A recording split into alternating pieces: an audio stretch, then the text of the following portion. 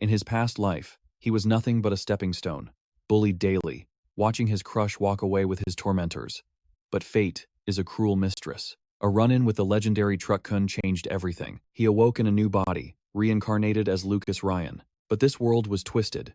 Here, magic is the supreme law, and martial artists are treated like filth. Yet, in this magic-obsessed society, Lucas was destined to shatter every expectation and rise as an unprecedented genius at the Academy. On the mystic continent of Arcanas, the air crackled with anticipation. The annual awakening ceremony was about to commence. A herald's voice boomed, announcing the start of the divine blessing. The rules were absolute. Children under 6 must sacrifice their most treasured possession.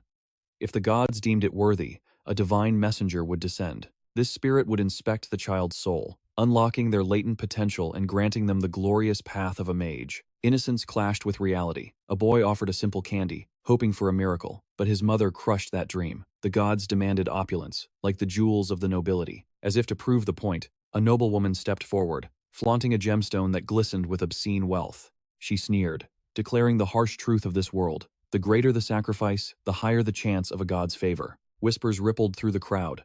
The Ryan family had liquidated their entire fortune for this moment. If they failed now, it wouldn't just be a loss. It would be total ruin. Holt Ryan, the patriarch, stood with beads of sweat on his brow. He had bet the house, the legacy, and their very lives on this gamble. He needed a miracle. He was convinced his children, Leica and Louis, were destined for greatness. But the master of ceremonies called the next name on the list, Julia Ryan. The voice echoed. A young girl stepped up, her small hands placing a delicate crown upon the sacrificial altar. Instantly, a magical formation blazed to life on the ground. The announcer gasped. Could this be the blessing of Kahai, the thunder god? It was a level 7 blessing. A prodigy had been born. It had been 12 long years since the Academy witnessed such raw potential. Her father roared in triumph. His daughter was a genius. The heavens had finally smiled upon the Ryan bloodline. As the girl blinked in confusion, her mother muttered darkly. That small crown wasn't enough to drain their fortune. The real treasure was still waiting. The guests realized the truth. One child remained. The boy who carried the weight of a legendary artifact. Holt knelt before Lucas, his eyes desperate. You are next, my son. Lucas nodded. An elder presented him with a sword that hummed with ancient power. A collective gasp swept through the audience. Even sheathed, the blade radiated an overwhelming energy that made the air heavy. A massive phantom manifested behind the boy. It was Vulcanus, the Fire God. His little sister cheered, oblivious to the terrifying pressure filling the room. The announcer trembled.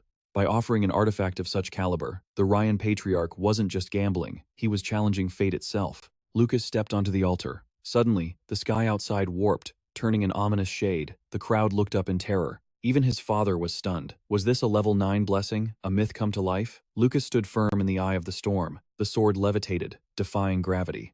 Lucas watched calmly as a torrent of violent energy surged from the blade into his palm. Blinding light devoured his arm. For a split second, it wasn't a boy holding the sword, but a shadow of something far more ancient. Then, silence.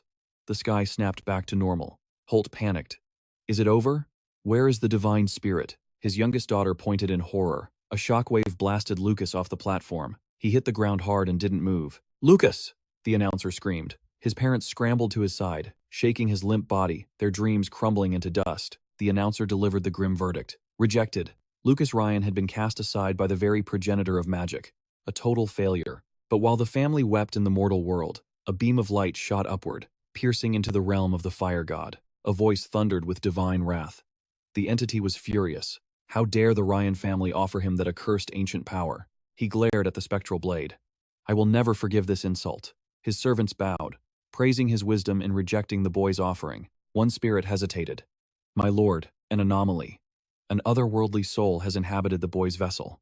Should we purge it? The Fire God scoffed. Do not waste my time on trash from another dimension. Let him rot. He turned his gaze to a different offering, a soul wrapped in potential. But deep within that rejected boy, a dormant eye snapped open. Meanwhile, in the celestial source realm of the martial god, a man stepped forward. His eyes burned with purpose. With a mere twitch of his finger, he shattered the dimensional barrier. He strode through the void. A cosmic leviathan blocked his path, booming. I am the guardian of this world's laws. The man didn't even slow down. You think you can block my path to the higher dimension? The creature fired a containment blast, but the man simply walked through it, unleashing a wave of pure, unadulterated martial aura. It wasn't even a fight. The impact obliterated the creature, dissolving it into a swirling vortex of nothingness.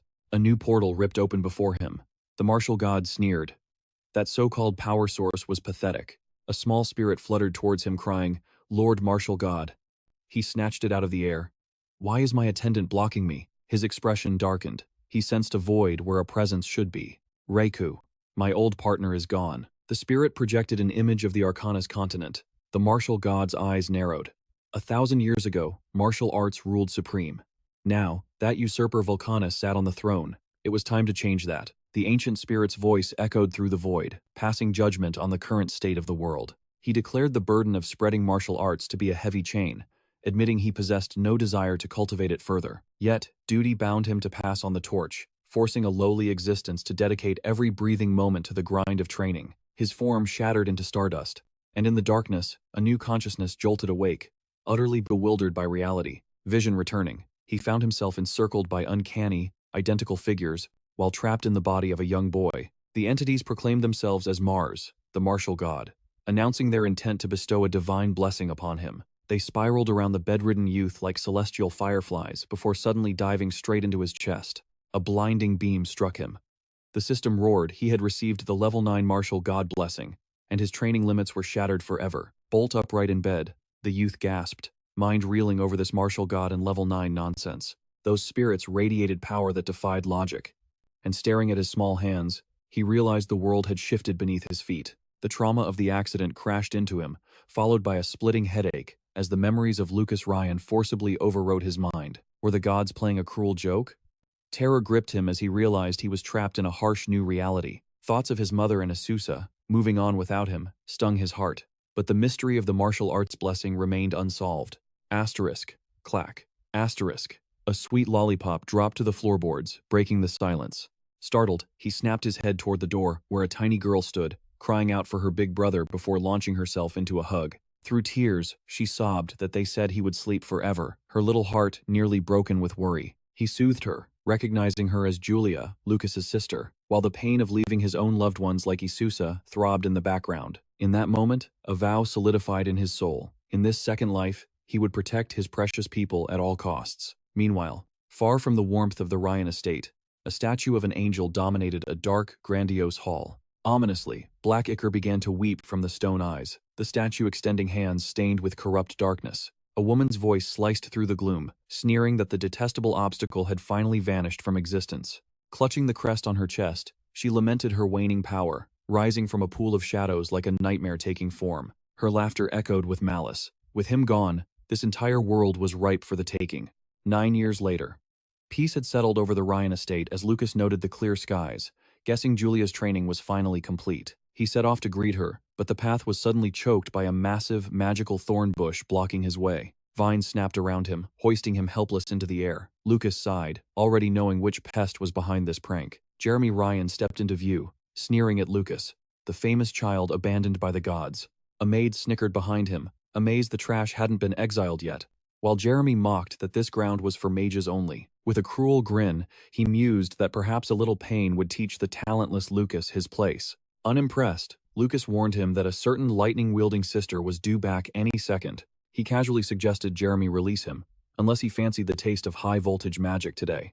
Jeremy called him a coward for hiding behind a girl's skirt, claiming he feared no lightning until a bolt slammed squarely into his chest. The maid shrieked as her master collapsed, smoking on the grass, while Lucas turned to see his savior at the gate.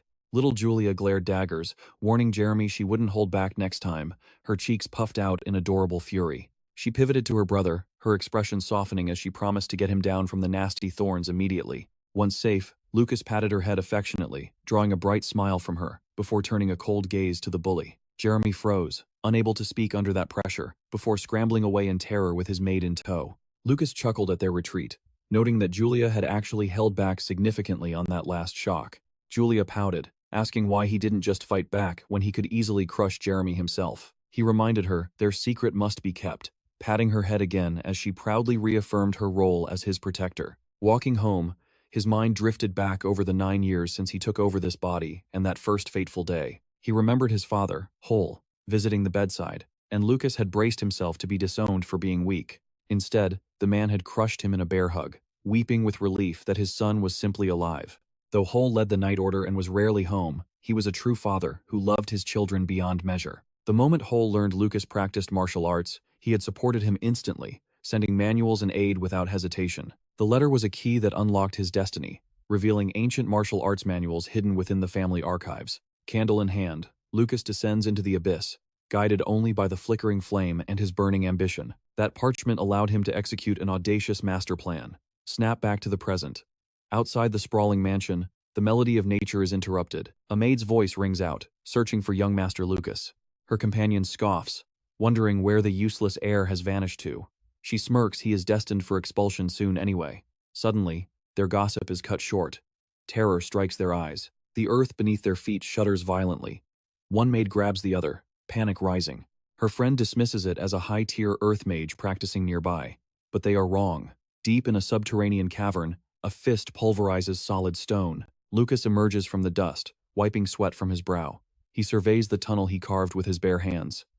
Finally, the path to the archives is open. 6 months of grueling labor. He excavated this secret sanctuary alone, carving out a study, a dojo, and a storage vault. Funds ran dry, equipping the training zones, so he cobbled together a makeshift tub for a bathroom. It is crude, but it is his. This is his domain.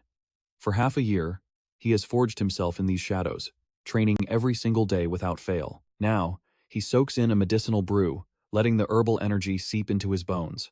He swears by this method, the ultimate recovery for a martial artist. 3 years have passed since he began the chaotic tempering technique found in the archives. His body has undergone a complete metamorphosis. He rises from the water, his skin like iron. Magic attacks of the fifth circle, they won't even leave a scratch. His absolute defense is complete. Now, he turns his focus to offense. He grips a broadsword, unleashing a storm of rapid slashes.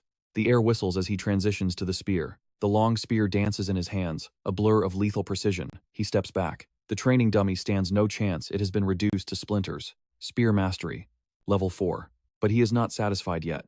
Today he will sharpen his fist techniques until his knuckles bleed. 9 years of blood, sweat, and constant evolution. Yet, a shadow hangs over his progress. The ancient texts speak of a wall, a limit that can only be shattered by achieving divine enlightenment. This barrier is so insurmountable that countless warriors have abandoned the path of martial arts in despair. It is the graveyard of ambition. Lucas turns to a heavy ironwood barrel. His eyes flash with determination. I am different. A single punch. Boom. The barrel doesn't just break, it detonates on impact. Fist technique. Level 5 unlocked. There is no wall, no limit. His power climbs endlessly. He realizes the horrifying truth. This is what they call a divine blessing. Back in his quarters, reality calls. Holt, the patriarch, returns tonight for a family banquet. Lucas heads to the dining hall, pushing open the heavy double doors. The clan is already assembled, tension thick in the air. Holt greets his son. It has been 6 long months. He gestures for Lucas to take his rightful place at the table. The patriarch drops a bombshell. The prestigious Allen Magic Academy is opening a special martial arts wing, and Lucas is already enrolled. Holt acknowledges the brutal path of martial arts, but believes in his son's potential. The entrance exam is only a week away. Lucas bows his head. Thank you, father. Internally, his mind races. He must grow stronger, but remain a shadow. Attention brings only danger. Suddenly, a small hand shoots up. Julia declares she will join him at the academy. Holt hesitates. She is only 11 years old. But the girl smiles with chilling confidence. The elite class has no age limit. Father. She drops the revelation. She has already been scouted for the elite class. Holt stares, processing the magnitude of her talent. He turns to his wife, awe in his voice. A rumor has become reality. A genius mage has been born into their bloodline. As Julia giggles, Lucas praises her, but the atmosphere sours. Across the table, Jeremy's face twists in visible jealousy. A relative offers prayers for their success, but Jeremy snaps. Why does Lucas get special treatment? Before he can escalate, a cold voice intervenes. Calm down. Jessica Ryan places a hand on Jeremy's cheek, her eyes sharp. Don't worry, my son. Passing the exam is hardly guaranteed for someone like him. 7 days later, destiny calls. The time has come to depart for the Magic Academy. At the estate gates, Julia's mother bids them farewell, promising visits and sweet pudding. But Holt offers something far more valuable, a lucky coin to protect them on their journey. It is a relic from the Buon dynasty, 10,000 years old, won by their father in a duel against a magical beast. Holt displays the coin. The engraved face is Mars, The first emperor. Lucas freezes. His eyes widen. He is told to keep it close as a charm. Lucas clutches the coin tightly, his heart pounding. He knows that face. He feels a wave of gratitude for this warm family in his second life. With a final wave, they step into the carriage and the unknown. Hours bleed into twilight. The coachman announces they must make camp in the clearing ahead. By the campfire, their guide, Foron, lays out the plan. One more day of travel. By tomorrow nightfall, the towers of Allen Academy will rise before them. Julia chirped at Fordon, asking what wonders awaited in Daku City. The butler nodded, hyping up the legendary annual Magic Dodgeball tournament. But Fordon knew the real hook. He added with a smile that the city was a paradise for gourmets, a true gastronomic hub. Lucas noticed drool already pooling at his sister's mouth, but suddenly his gaze sharpened. From the pitch-black darkness of the forest, he sensed murderous intent. His perception locked on. 12 horses, 13 riders. They were approaching at breakneck speed, just 2 kilometers out. He turned to the butler, asking if bandits plagued these lands. Fordon dismissed the idea, citing low odds. But Lucas knew better. His chaotic tempering technique had honed his senses to a razor's edge. This was no illusion. They were vulnerable. With only 5 guards and a child to protect, Lucas knew one wrong move could lead to a massacre. He stood up, his voice cutting through the air. He warned them of the mysterious group closing in and ordered an immediate defensive formation. Fordon heard nothing but silence and questioned young Master Lucas's sanity, but looking at the boy's intense eyes, he quickly swallowed his doubt. He barked orders for the guards to ready their weapons instantly. He didn't know how Lucas knew, but in this world, caution was the only way to survive. Seconds later, the nightmare arrived.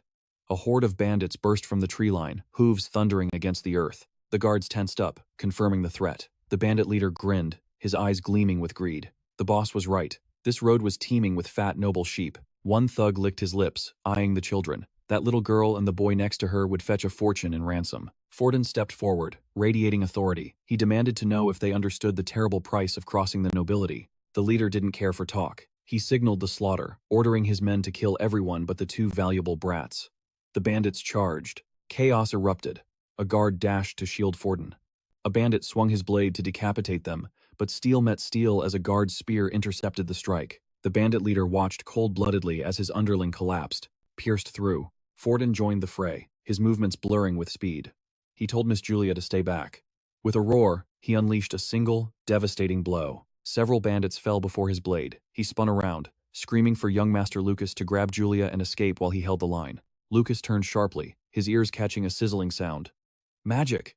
One of the bandits began weaving a destructive fire spell against the guards. The leader realized they were facing a mage, a rare threat for a butler. Fordon shouted desperately for the kids to run into the woods. He cut down another foe, but distraction was fatal. A bandit struck from the blind spot. Lucas spun around just in time to see the blade connect, screaming Fordon's name. The old man staggered, bloodied, and encircled. The bandit leader sneered, vowing to burn him alive for daring to fight back. Fordon grit his teeth, preparing for his final stand. He declared he would shield the young master and lady, even if it cost him his life. Lucas clenched his fists. He knew the truth. Fordon was only a second-level martial artist. Against a mage, he was a dead man walking. Lucas wanted to keep his true strength hidden, to remain the unassuming noble. But Fordon, this man had treated him with more kindness than anyone else. He had become family, and Lucas would be damned if he stood by and watched his family be slaughtered. He turned to Julia, his voice steady. He told her to hide and promised to save Fordon. Trembling, his sister agreed, pleading for him to be careful. Lucas dashed toward the carnage. Meanwhile, Fordon was on his last legs, trading heavy blows until he fell to his knees. Exhausted, the bandit leader raised his sword, a grin of triumph on his face. But before the blade could fall, bodies hit the floor. Fordon looked up, stunned. The bandits froze in confusion. Invisible death had struck 2 fast projectiles, dropped 2 men instantly. Suddenly, a barrage of wind bullets shredded the remaining thugs. A small, concentrated flame danced in Lucas's palm. He noted calmly that his Gale Strike had hit level 4. Cleaning up level 1, trash was barely a warm-up. Panic set in. A bandit cried out in terror, demanding to know who was slaughtering them. The leader realized his entire squad had been wiped out in a heartbeat. Cornered like a rat, the leader prepared one final, desperate gambit. He screamed like a maniac, swearing to drag the old man to hell with him. A massive fireball roared to life, launched point-blank at the defenseless Fordon. Drained of strength, Fordon closed his eyes, thanking the heavens the children were safe. But a shadow leaped into the inferno. Lucas intercepted the attack. The boy walked straight into the blaze.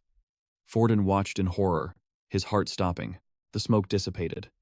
And there stood Lucas, without a scratch. Fordon gasped. whispering young master in disbelief. The bandit leader's jaw dropped. His strongest spell. Completely nullified? Panicking, he tried to cast another counterattack. Lucas stared him down coldly. You're already finished.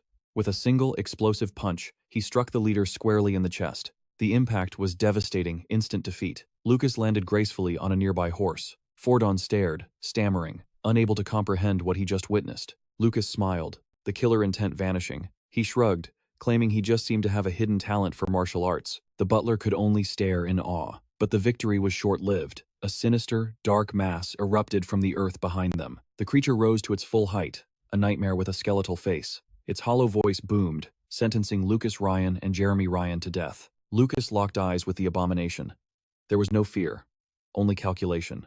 He needed to exterminate this monster right now. Jeremy soared into the air like a hawk. He brought his fist down, smashing into the monster's skull with a thunderous impact. Lucas watched his ally's lethal precision closely. Meanwhile, a mysterious figure slammed his fist into the earth. A shockwave of energy surged through the soil. Suddenly, iron chains erupted from the ground, ensnaring his target instantly. Back on the battlefield, Lucas analyzed the abomination before him. What kind of dark magic was this? Suddenly, a glowing rune manifested within the creature's eye. A realization struck him. Was this glyph controlling the undead? Before he could confirm, the beast unhinged its massive jaw to strike. Jeremy gritted his teeth. If speed wouldn't work, he needed raw power. He clasped his hands together and slammed them down like a warhammer. Lucas saw his opening. He thrust his palm forward, channeling his mana. He aimed directly for the control seal in the monster's eye. A blinding beam of energy tore through the forest air. It pierced the creature, disintegrating it into nothing but dust and echoes. As the beast's silhouette faded, Lucas's strength left him. He collapsed to the ground, utterly drained. Just as Julia's frantic voice called out his name, she rushed to his side, throwing her arms around him in a tight embrace. Trembling, she asked if the nightmare was finally over. Jeremy watched the siblings, still processing the sheer power he had witnessed. Suddenly, a sharp noise broke the moment, the whinny of a horse echoing from the tree line. A rider emerged, carrying a bound captive Maya Rasta. Meanwhile, deep inside a hidden cave, several men sat imprisoned in the dark. The cult's mistress seethed with cold fury. Who had destroyed number 44? But she composed herself. Recovering her full power was the only thing that mattered now. Back in the safety of the forest, Julia confirmed the rescued girl's identity. Her name was Maya Rasta. The name struck a chord in Lucas's memory. He had heard of the Rasta bloodline before. Sitting beside the victim, Julia admitted she felt that same strange familiarity. Lucas pieced it together. The Rasta and Ryan clans were powerful noble houses near Daku City. The realization hit Julia like a spark. She remembered everything now. She asked Maya how a noble ended up in such a state. Shaking, Maya recounted the horror. Just hours ago, her carriage had been ambushed by ruthless bandits. The memory was vivid. The twisted laughter of the brigands still rang in her ears. Her elite guards fell one by one like leaves in a storm. Even her loyal handmaiden was struck down trying to shield her mistress. Maya had screamed her noble title, hoping for mercy. But it meant nothing. The leader just stared at her with the cold eyes of a predator. Their goal was never money. They were specifically hunting the children of the aristocracy. Lucas assured them the danger had passed. But as the girl settled down, a heavy silence fell over him. Fordon approached quietly, reporting that the ladies were finally resting. Lucas beckoned him closer, his expression serious. He needed the butler's take on Maya's story. Fordon raised an eyebrow. Was the young master referring to the lethal efficiency of those bandits? Fordon confirmed they were likely seasoned kidnappers. Lucas narrowed his eyes. These weren't common thugs. They wielded magic and the forbidden power to command the dead. Fordon looked away, troubled. Lucas voiced the dark truth. There was a terrifying demon pulling the strings from the shadows. The butler bowed. This was a grave matter that required an immediate report to the master of the house. If they alerted the Rasta family, they would gain a powerful ally. Lucas agreed, but he had a plan to handle this without drawing unnecessary heat. The next day in Daku City, Julia pouted. She was shocked to hear their sightseeing plans had been completely scrapped. Lucas explained the grim reality.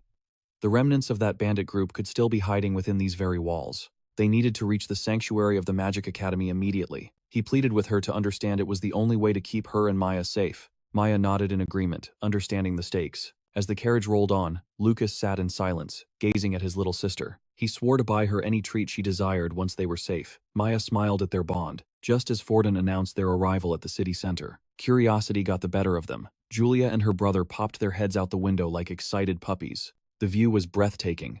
The streets were a vibrant river of people and commerce, pulse pounding with life. A passerby boasted that this was the second largest metropolis in the empire, rivaled only by the capital itself. Maya marveled at the lively energy of the place.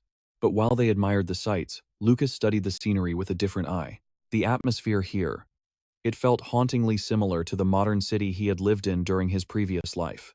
Suddenly, a street performer in a clown mask popped up, startling the girls. To calm their nerves, Lucas bought an armful of fresh pastries and sweets. Maya gently offered a sweet to Julia. Lucas watched the exchange, a soft smile playing on his lips. Forden stopped at the massive academy gates.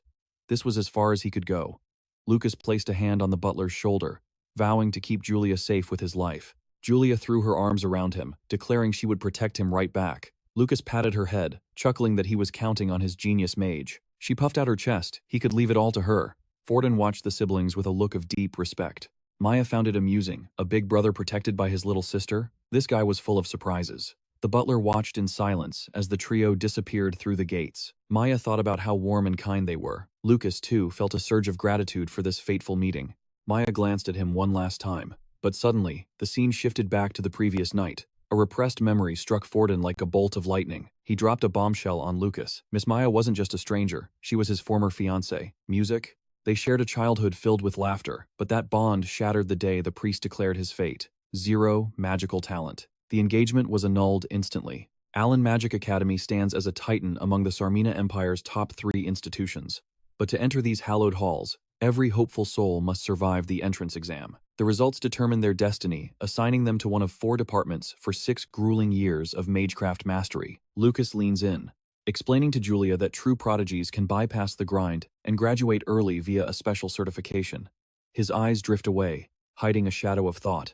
Julia sighs, disappointed she couldn't face the trials alongside Maya. Lucas reassures her quickly. Maya has already conquered her exam with her family's backing. She is safe. Now, Julia must sharpen her focus. Their goal? To stand beside Maya as equals in the classroom. Julia nods, scanning for the registration desk, but her radiant presence acts like a magnet. Whispers ripple through the crowd. Is a child really a candidate? Bystanders marvel at her youth, while others can't help but admire her brother's striking looks. As she clings to Lucas's arm, envy spikes in the crowd. Someone mutters they wish for a sister that adorable. Suddenly, a voice cuts through the chatter. A woman steps forward, Mina, the vice president of the Academy Student Council. She eyes Julia skeptically, asking if she's merely tagging along behind her brother. The girl's eyes flash with determination. She is here to conquer the exam, not spectate. Mina, music. Glances at the application, a realization dawning. This must be the prodigy offered a guaranteed seat in the elite class. A faint, knowing smile touches her lips. She confirms it. This is Julia of the Ryan family. Before Julia can ask how her fame precedes her, Mina promises answers later and steers her toward registration, leaving Lucas in the dust. But Julia plants her feet. She isn't going anywhere without her brother. The vice president pauses, apologizing for the oversight. Music. She turns to Lucas, her brow furrowing. Is he here for the martial arts department? The question acts like a spark in a powder keg. Whispers of disbelief erupt. A martial artist in a magic academy? At Allen Academy, mages view martial artists as dirt beneath their boots. Julia bristles at the insults. The sneers continue, branding warriors as worthless trash compared to mages. Lucas Music simply turns his head, his expression unreadable. Their aunt's opinions mean nothing to a dragon. Mina catches his steely resolve and flinches internally. She shouldn't have exposed his department so publicly. Another voice calls out. Mina quickly pivots, inviting Lucas to register so they can escape to the exam hall. Lucas smiles, his composure perfect. They step into a cavernous hall, swarming with hopefuls. Mina takes command, distributing badges that magically conceal their exam numbers. With badges in hand, the candidates learn that their destiny is now locked inside those small emblems. The trial ahead is a gauntlet of 3 stages: magical potential, attribute compatibility, and actual combat power. Lucas raises a hand, asking if the criteria remain the same for a martial artist. Mina nods. The standard is absolute. A flicker of annoyance crosses the young man's face, but he accepts the rules. He claps his hands together, signaling his readiness. Music. If they want a show, he will give them one. He vows to shatter their prejudices and display the true, terrifying potential of a martial artist. At the measurement station, the first test begins. Music. The examiner watches Lucas approach the crystal gauge. Suddenly, the official's eyes widen. He claims he has never witnessed such an anomaly. But when Lucas makes contact, the reading hits rock bottom. The screen flashes a fail. He barely qualifies for the martial arts department. Lucas sighs, the weight of déjà vu pressing on him. It is happening again. But then, the next candidate steps up. The crowd gasps. Her potential hits 7 out of 10, ranking her as one of the year's top prospects.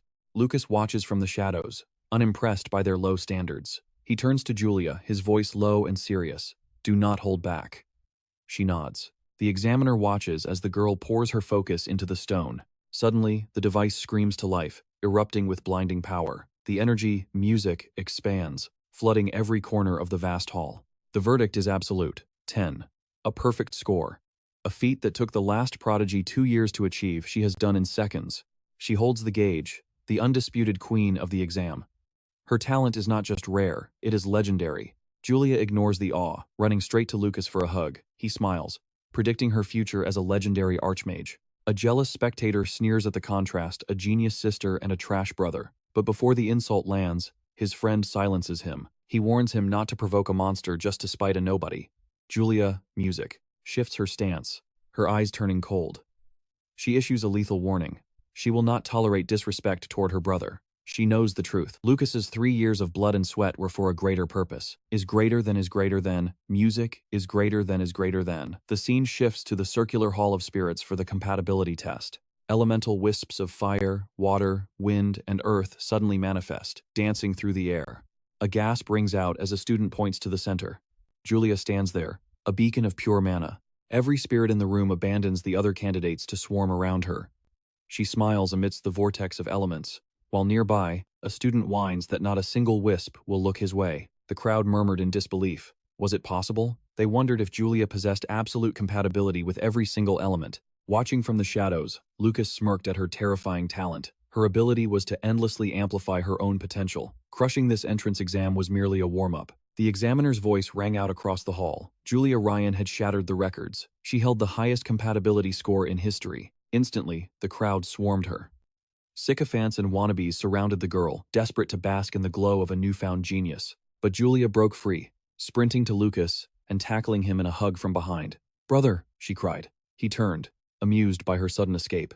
"What is wrong?" She buried her face in his back, trembling. "Why are they looking at me like prey?" Lucas chuckled, gently patting her head as the music swelled. "Because you are a genius, Julia," he explained softly. "Get used to those stares. You are the star now." He told her to adapt, but her eyes burned with determination. "I must get stronger," she vowed. "I have to protect you, brother." Lucas smirked. That is the spirit. He made a mental note to train her will against such pressure. Suddenly, his gaze shifted. 2 men nearby were whispering, unaware of his sharp senses. "Her talent rivals royalty," one sneered. "But look at her trash brother. With blood like that, she cannot be that special." The other laughed. "He is pathetic. His compatibility score was practically 0, a complete dud." "Did you see the spirits?" he added. They recoiled in disgust the moment he walked in. "Even the elements hate him." "But something was off," the man muttered, his voice dropping as the music shifted. At the end of the second test, when that loser left, a fire spirit, it just disintegrated. His friends scoffed, but they froze as Lucas and Julia strolled past them right then. Lucas caught every word. A cold, knowing smile played on his lips. They had no idea what truly transpired in that hall. In his memory, the fire spirits had not fled in disgust. They had trembled in hostility, mocking a power they could not comprehend. As he turned to leave, one foolish spirit grew bold. It lunged, spitting a torrent of flames directly at his face. Lucas had not even blinked. He simply flicked a small stone. The impact obliterated the spirit's form instantly. "A mere servant of the flame god dares to be arrogant before me?" he had scoffed. Back in the present, he squeezed Julia's hand. "Come, the final test awaits." "Can you take first place again?" he asked. Julia beamed. "Easy. As long as you do not go full power, brother." Lucas laughed softly. "Do not worry, I will stay on the sidelines. After all, I am counting on you to protect me." They reached the arena for the magic destruction test. In the center, a towering metal golem stood silent, awaiting its challengers. "That genius girl again?" a candidate groaned. "She might have affinity, but does she have raw power?" "That golem is indestructible." "Impossible," another agreed. "That thing is forged from star metal and layered with defensive enchantments. It resists anything below curse rank." Lucas analyzed the target, unimpressed. "Looks sturdy enough," he murmured. He clenched his fist, feeling the energy hum. This was the perfect chance to test his level 6 prowess. Breaking expensive toys was the only perk of this school. Suddenly, a rough shove knocked him forward. "Quit pushing, trash!" A girl glared at him, finger pointed like a weapon. "Know your place and get in line!" She whipped around to face another student. Useless waste, she spat. The talentless belong at the back. Do not block the path of the elite. The air grew heavy. Her gaze fell upon Lucas with utter disdain. Realizing he was the zero-score commoner, she strutted toward the siblings. You, she sneered at Julia. Are you the peasant who scored a 9.6? Her aura was suffocating. Julia shrank back in fear, gripping Lucas's sleeve. Brother. Lucas stepped forward, shielding his sister from the killing intent. Who are you? He asked coldly. The girl flipped her hair. I am Iowa Miranda, granddaughter of Duke Miranda. The crowd gasped. The Miranda clan, one of the 3 great pillars of the Northern Empire. A lineage of legendary mages. And more importantly, the family Lucas's mother had once belonged to. The image of his mother, Catherine, flashed in his mind. This girl was his cousin. How old are you? He asked abruptly. 15, Iowa replied, confused. She did not grasp the question's intent. Lucas sighed. Stop staring at me like that. We are cousins, after all. Iowa's face twisted in fury. Cousin? I have no lowborn relatives. She raised her hand, determined to crush this insect publicly. Magic flared around her. She cast a high-level mental command directly at his mind. Kneel! She shrieked. Bark like a dog and humiliate yourself. Silence. The spell washed over Lucas like a gentle breeze, having absolutely zero effect. Iowa froze, dumbfounded. Lucas tilted his head. Using mental manipulation on family? Is this the pathetic education the Miranda house provides? Iowa trembled. Her strongest spell had simply vanished? Did you really think cheap tricks could bind a martial artist? Lucas scoffed. Lucas Ryan, the examiner called. That is my cue, he noted. Julia Ryan, came the second call. Iowa turned her rage on the sister, pointing a trembling finger. Do not get cocky, brat. I will be taking first place this time. Lucas glanced up at the scoreboard, his eyes cold. The name Julia Ryan already sat at the peak. With Iowa Miranda trailing in second place, Lucas formed a plan. To secure his own peaceful existence, he couldn't let Iowa snatch the crown from Julia. He offered Julia a piece of candy. Innocent and curious, she popped it into her mouth, asking if it was sweet. Suddenly, he slapped her back hard. She coughed violently, screaming that he was a liar. It wasn't candy, it was medicine bitter enough to rot a tongue. Lucas offered a sheepish apology. He whispered that it was a special magic potion. The effects would kick in before she knew it. His name was called. As he sprinted to the arena, Julia yelled after him, swearing she would never trust him again. Ignoring the outburst, he approached the metal mannequin where the examiner waited. The examiner ordered number 5 to unleash full magical power against the target. But Lucas raised a hand, interrupting the flow. I can't use magic, he stated calmly. Clenching a fist, he asked if a physical strike would suffice. Laughter erupted from the stands. The students mocked him, betting he would shatter his hand against the steel. Amidst the jeers, one student noticed Lucas's sister nearby. Julia trembled with suppressed rage. She held back only because her brother demanded it. When asked if he truly lacked magic, she confirmed it. But he is amazing, she declared firmly. None of you have the right to judge him. Her cousin scoffed, believing a martial artist had limits and that Julia was simply deluded. Boom! A thunderous impact shook the entire stadium. Dust billowed into the air, obscuring the view. Iowa froze, eyes wide. What on earth was that? 2 minutes earlier, Lucas had asked the examiner if a single hit was enough. The man shrugged, saying he didn't care how the attack was delivered. Lucas took his stance. His martial arts prowess evolved exponentially every 3 levels. At level 3, his strongest technique spiked. But now? At level 6? His power existed in a different dimension. He unleashed a high-speed punch, aimed straight at the head. The sheer kinetic force launched the heavy metal mannequin backward. A cloud of dust swallowed the arena. As it settled, the target lay crumpled on the ground. A gaping hole punched clean through its chest. Lucas stared down at his handiwork. In the stands, Iowa watched him intensely. That speed rivaled high-tier wind magic. That impact carried the weight of a curse-rank attack. The crowd gasped in shock, but Iowa realized the truth.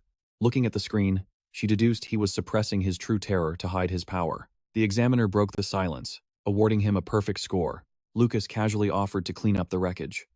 As his name lit up the board, he shot a signal to Julia. The girl cheered. Relieved, he managed to fake just enough weakness to avoid a 0. The buzz around Lucas's destructive force faded as the exams rolled on. Now, all eyes turned to Julia's rare talent. Mana surged around her, shocking the other candidates. She channeled that torrent of energy into her staff. A complex magic circle ignited beneath her feet. Descent of lightning, she cried. A massive bolt tore through the sky, crashing down from the heavens. The attack vaporized the mannequin.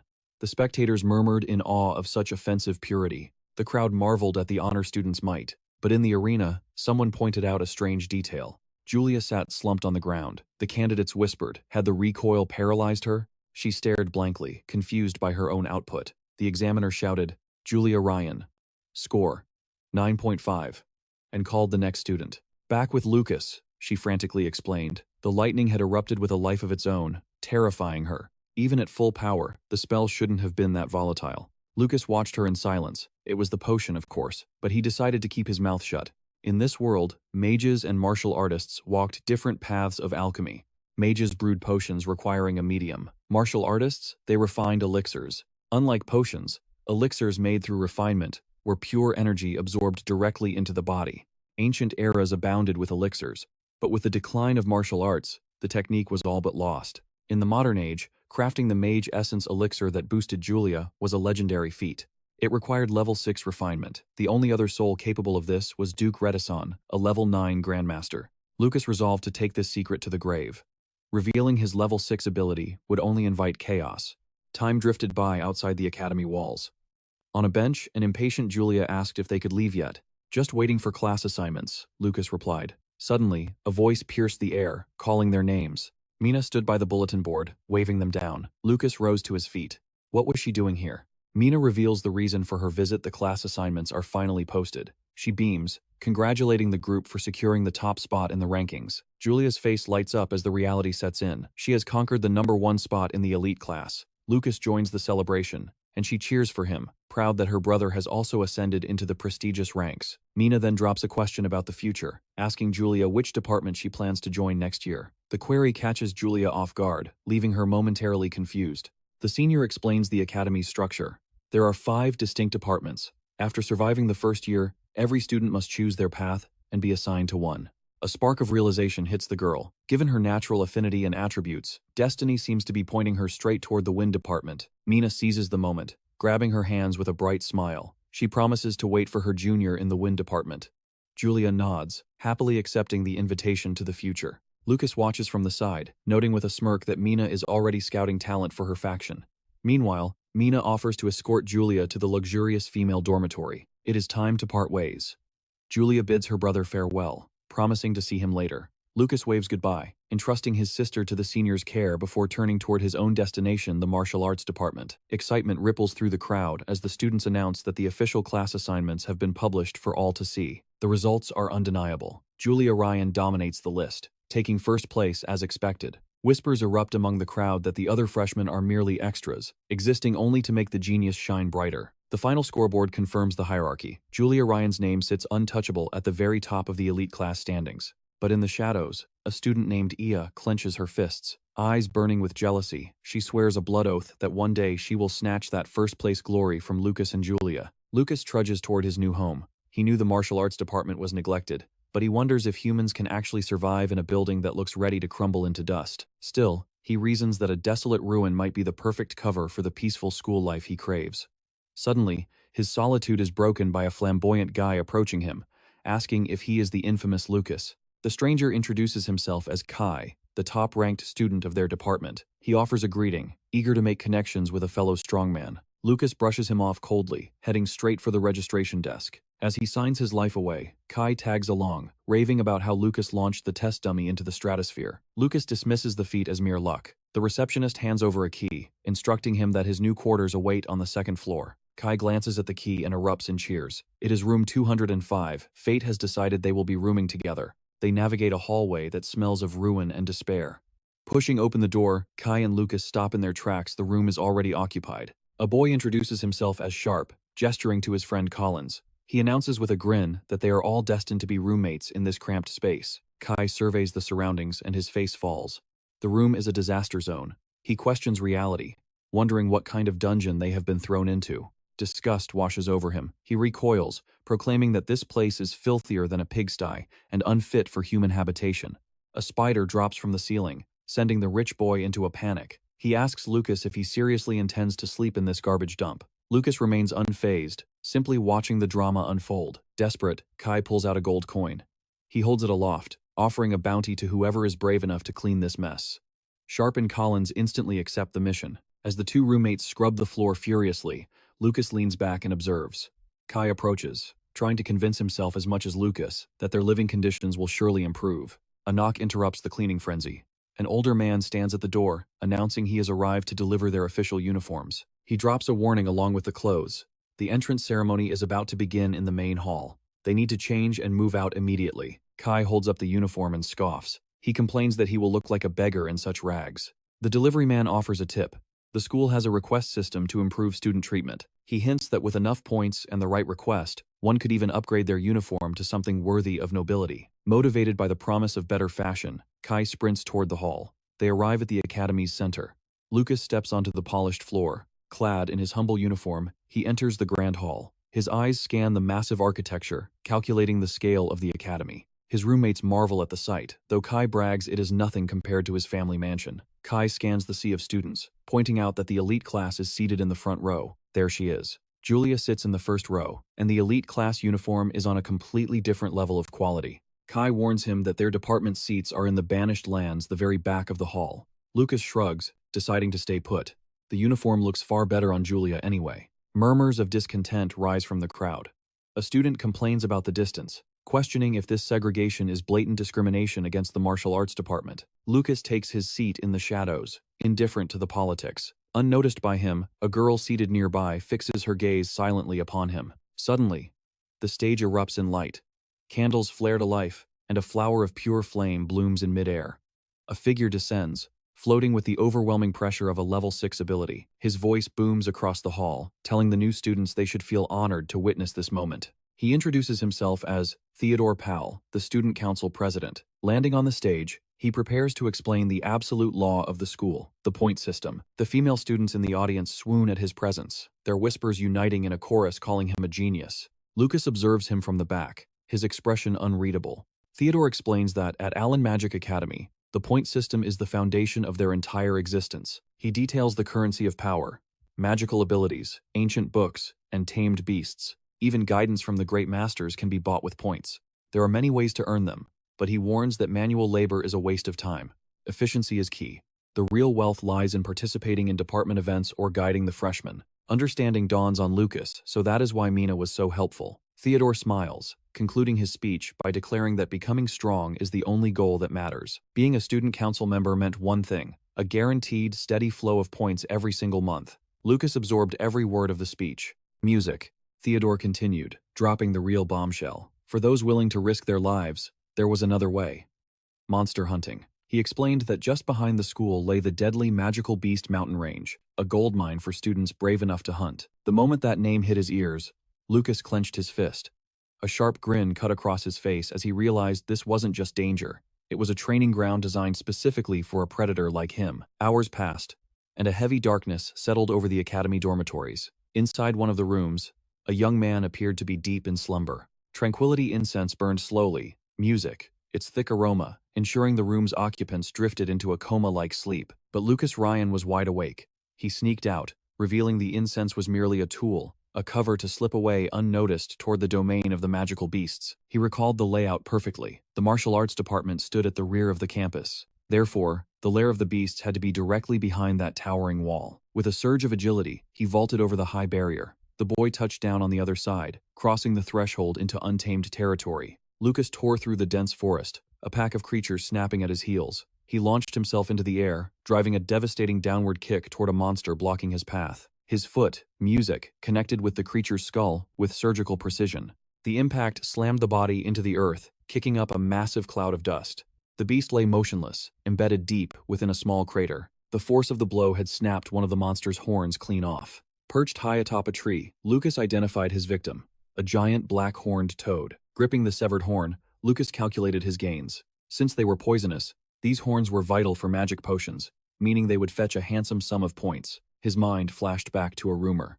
The Allen Magic Academy archives held legendary martial arts manuals, and he needed points to access them. Scanning the mountain range, the boy narrowed his eyes. Time was a luxury he didn't have. First, he needed to pinpoint the exact locations of his prey. He covered one eye, focusing his mana to activate a sensory technique. His perception flooded outward, covering a vast area of the forest.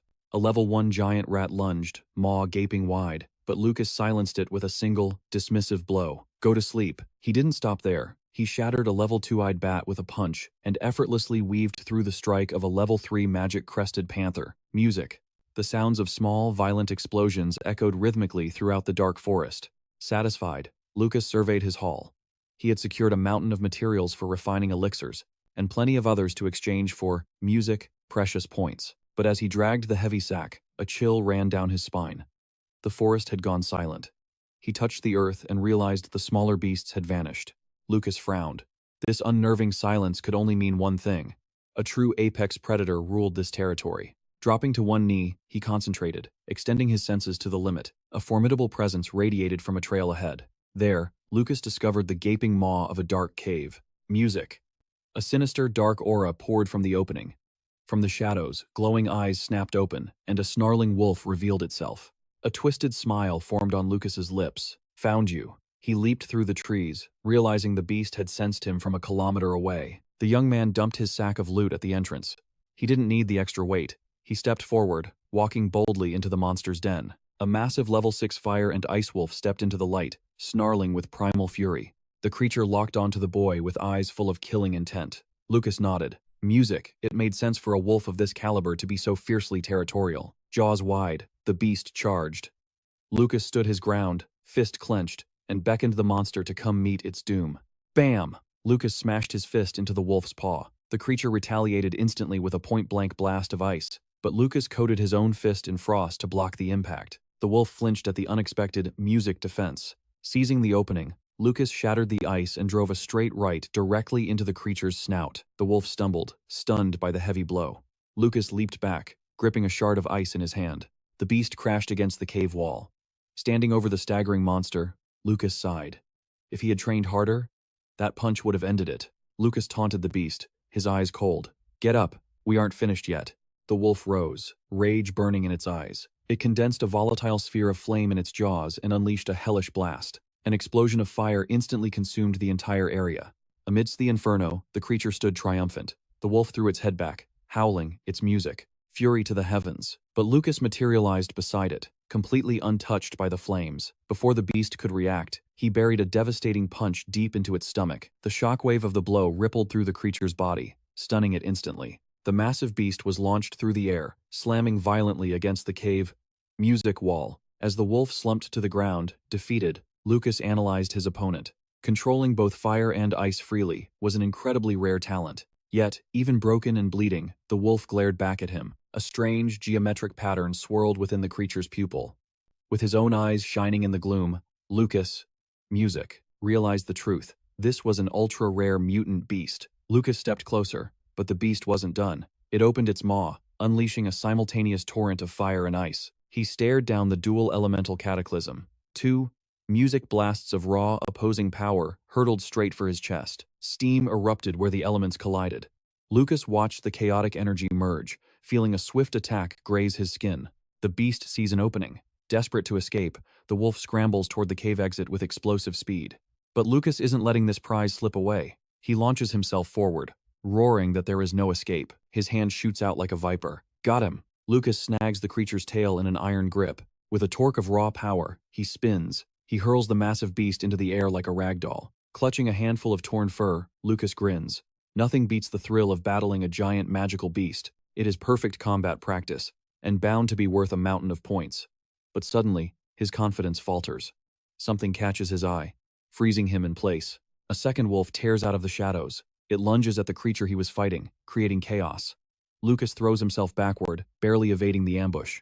It is a coordinated assault. One beast vomits a scorching torrent of flames, while the other descends from above, claws bared for the kill. The inferno intensifies, turning the cave into an oven. Lucas dives for the floor, shouting for these mutts to pipe down. He hammers his fist into the earth. Asterisk, boom, asterisk. A massive shockwave explodes outward. His knuckles tremble, vibrating with the sheer force of the impact. The energy ripples through the cavern walls, shaking the very foundation. But the wolves are relentless. They pin him down, their weight crushing. Is this really where his journey ends? No. He has one card left to play. Suddenly, two colossal paws slam into the earth, right where he stood milliseconds ago. Lucas glances up, his eyes locking onto a new nightmare. An even larger alpha wolf lands before him, shaking the ground with its arrival. The alpha drops two glistening items, a fire core and an ice core. Lucas's eyes widen. Are those beast cores? In this realm, elite beasts are born with a core holding their essence. Legend says if a human infuses their vital energy into it, the beast is bound to them forever. The implication is clear. Lucas stares the beast down and asks the ultimate question. Does it wish to serve a new master? A smirk tugs at his lips. He accepts the creature's offer without hesitation. This is an unexpected windfall. A level 6 tamed beast? Even high-ranking mages dream of such power. Usually, a proud magical beast would choose death over submission to a mere human. Lucas wastes no time initiating the pact. He channels a stream of his own spiritual energy, infusing it directly into the two cores. He presents the glowing orbs to the wolf. The beast absorbs them, light flooding its body. Then, a voice echoes in Lucas's mind. Master. Lucas whips his head around, searching for the speaker. But the wolf stares back, confirming the impossible. They are connected. He can understand the beast's very thoughts. Lucas grins, praising the good boy. He bestows a new name upon his companion, Ol. The beast accepts the title with pride. Now, down to business. Lucas wonders if this territory is theirs for the taking, and what precious loot lies hidden within the beast's hunting grounds. Ol's gaze sharpens with determination. The massive wolf nuzzles against Lucas's face, a sign of absolute loyalty. Ol signals him to follow, promising a hoard of treasure. Praising the beast's intelligence, Lucas chases him deeper into the abyss of the cave. They sneak past creatures hanging from the ceiling, slumbering in the dark. The stench is overpowering, forcing Lucas to gag and cover his nose. And there it is, a pile of riches. The hide of a level 6 beast, the skeletal remains of an ancient monster, and gems that sparkle in the gloom. It is literally a king's ransom. But Ol interrupts his celebration. This is not the wolf's stash. These items belonged to fallen adventurers who met their end here. Now, they are the master's spoils. The wolf then reveals the real prize. A collection of beast cores. All level 3 or higher, including 2 radiant level 6 cores. Ol admits he already snacked on the water and fire attribute cores, sheepishly explaining his appetite. To ascend in power, a beast must devour the core of an equal or stronger rival. This means Ol has already slaughtered at least 2 opponents as mighty as himself. Lucas beams, congratulating his partner on a savage victory. He tosses a reward to the wolf. Ol sniffs it, drooling at the scent. Upon consuming it, energy surges through the wolf. He looks revitalized, stronger than before. It is a premium healing potion, effective even on beasts. Lucas commands him to recover and guard their new hoard. Ol accepts his first mission with a howl of enthusiasm. Standing beside his powerful new ally, Lucas declares it is time for Phase 2. A discreet, cunning smile plays on his lips. The sun rises on a new day, casting long shadows over the imposing architecture of the academy. Lucas and Sharp stride into the classroom where Iowa Miranda waits. Lucas yawns, remarking that even after an all-nighter, the sleep incense keeps him sharp. He remembers trying to tally his loot last night, but a certain clingy wolf would not leave him alone. The clock ticks ominously on the wall. Class is about to begin. Yet, the martial arts hall is practically deserted. Sharp scans the room, confused. Where is the instructor? Where are the students? Kai Troy scoffs, suggesting the administration forgot them entirely. Lucas narrows his eyes. Unlikely. Sudden shuffling echoes from the corridor. A disheveled man stumbles in, kicking an empty bottle across the floor. He groans, clutching his head from a massive hangover. Sharp stares in disbelief.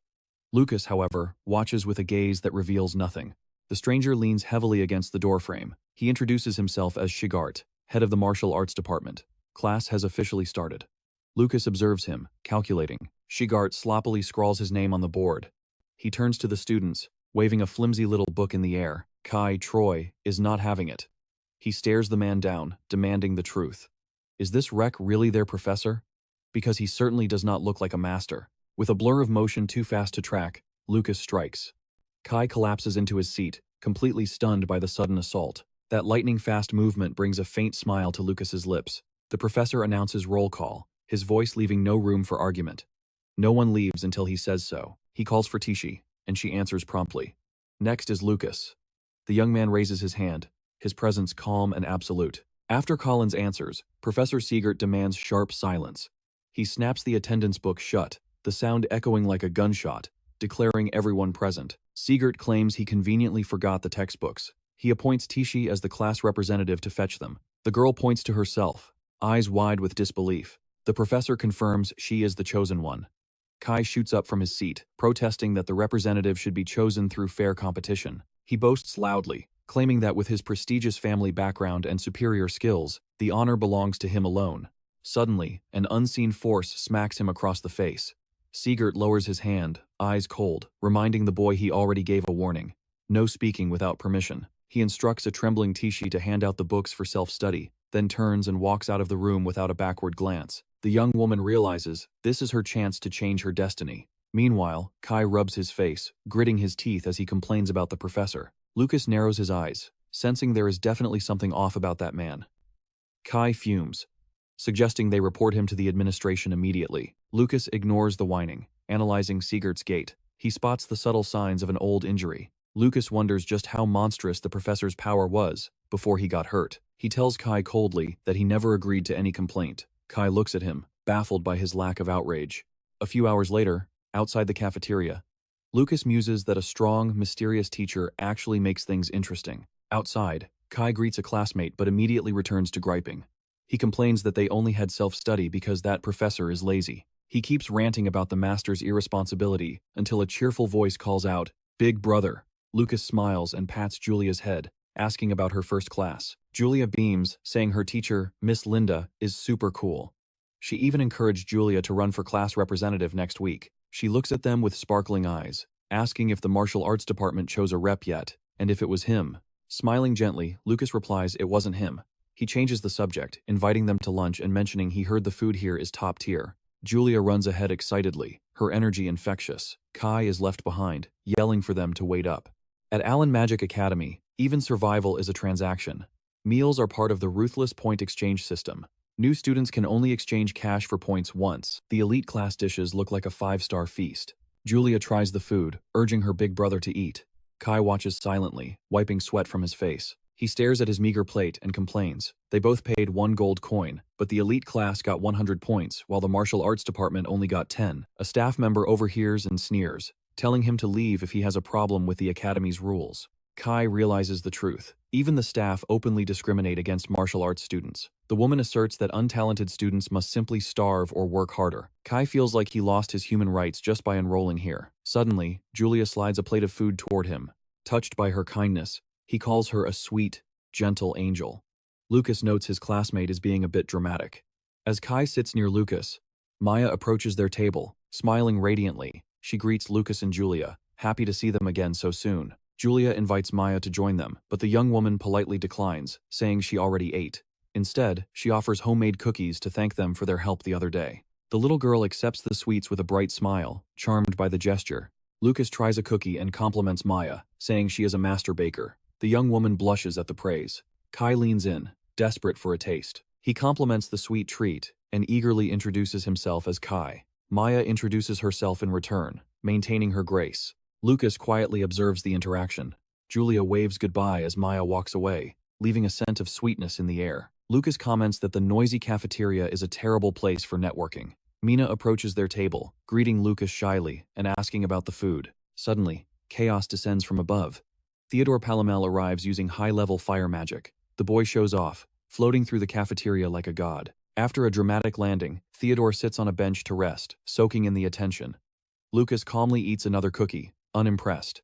Remembering the entrance ceremony, Lucas glances to the side, his sharp eyes catching a detail everyone else missed. He watches Professor Sigurd walking away, nursing a bottle. The man takes another deep swig of alcohol, then wanders out of the cafeteria and across the academy grounds, looking like a vagrant. Shortly after, Sigurd opens a heavy door. Inside the staff room, 2 men comment that he is the last to arrive, as usual. One instructor sneers, thinking the martial arts department would straighten him out. The other sighs, replying, "You can't blame him after the tragedy that happened." Now seated at the meeting table, Sigurd stretches lazily. A blonde woman stares at him from across the room, her gaze piercing. She watches him with a serious, unreadable expression. Someone taps their fingers on the table, demanding attention. With everyone gathered, the meeting finally begins. An older man announces the agenda, the Magical Beast Taming Tournament. It is a brutal annual tradition in the Carmina Empire for all Allen Magic Academy freshmen to participate. An instructor reports they have already prepared over 2,000 level 1 magical beasts for the event. The chaos begins in just 6 days. As the academic year begins, the cycle of prejudice repeats. One professor sneers, suggesting the martial arts students should sit on the sidelines to avoid wasting everyone's time. Bam! His fist shakes the table, but Sigurd rises like a mountain, objecting instantly. The professor stammers, claiming he is only trying to protect the weak students. The tension spikes. An instructor cuts in, her voice sharp as steel, standing firmly beside Master Sigurd. She declares that coddling ends now. As long as they are freshmen, the martial arts department must face the fire of the tournament. Another teacher chimes in, demanding equality for all. The arrogant professor scoffs, wondering why anyone, especially Linda, would side with a brute like Sigurd. Sigurd and the instructor lock eyes with the dissenter, their gazes heavy with pressure. The professor crumbles. He yields to their overwhelming aura but spits a final warning. The students will only find fear. Finally, the headmaster speaks. The decree is set. The martial arts department will fight. Defeated, the dissenting professor storms out. In the hallway, another instructor whispers to Linda, questioning her dangerous gamble. He warns her. Martial arts is one thing, but the taming tournament? That is a nightmare that could break these children. Linda offers only a mysterious, faint smile. She recalls words spoken to her long ago, a philosophy etched into her soul. Sigurd's voice booms with authority. A coward has no place in the martial arts. Any student who refuses this trial will be expelled immediately. The announcement drops like a bomb. The magical beast taming tournament will begin in exactly 6 days. The professor grins. Class is over, but the nightmare begins. Practical combat training starts now. Everyone must learn to subdue a beast or fail. Kai scoffs, questioning the logic. Why risk their lives just to pick a class representative? It seems pointless. Silence. The professor commands order. But in the back, Lucas rests his chin on his hand, eyes drifting to the window, completely bored. While Lucas zones out, the real work begins outside. Bodies fly. A female student gets slammed hard against a wooden pillar. Tishi drops into her combat stance, eyes fierce. The students whisper, realizing that surviving the entrance exam meant these kids are no joke. Boom! Tishi launches a kick so powerful it tears up the earth beneath her. Lucas moves like a ghost. He effortlessly dodges an attack, sending his opponent stumbling. Sigurd raises a bottle, calling an end to the brutal session. Kai collapses on the grass, gasping. It is finally over. Collins walks up with Sharp, promising to deliver food later. Kai raises an eyebrow. Another deal? Collins nods, explaining he traded a precious coin for their meal. Sharp complains, feeling left out of the profit. Collins quickly apologizes, promising Sharp the next big score, which instantly calms him down. Lucas observes the politics of the week. Kai wanders over, a smug look on his face, asking if Lucas is a bit slow. He throws an arm around Lucas, offering to mentor him out of pity. Lucas smiles, polite but distant, and rejects the charity. Kai shrugs it off, suddenly remembering. Lucas has a sister in the elite class. He does not need points to survive. Night falls. Lucas walks alone, thinking Kai has it all wrong. Even without Julia's influence, he has never worried about starving. He wipes his mouth, eyes scanning the forest. Nature's pantry is open. He prepares to cook a massive slab of meat. The fire crackles, roasting the prey. Lucas sighs.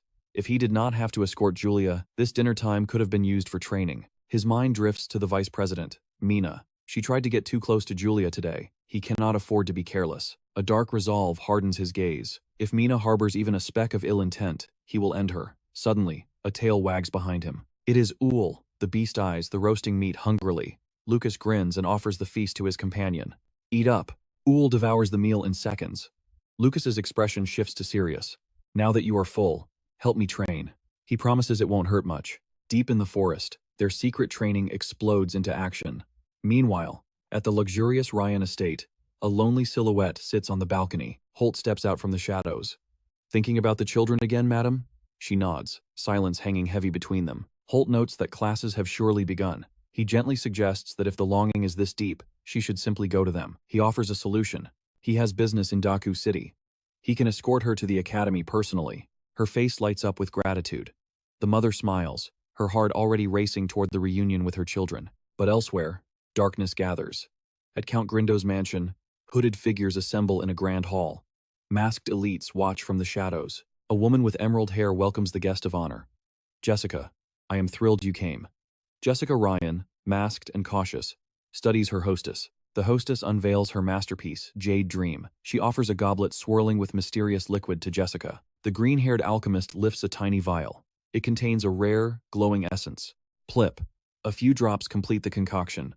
Drink and enjoy, she purrs, gliding through the hall like a viper. She announces the start of their dark ritual. Jessica remains still, goblet in hand, her eyes analyzing everything. Suddenly, Jessica asks the question that stops the room.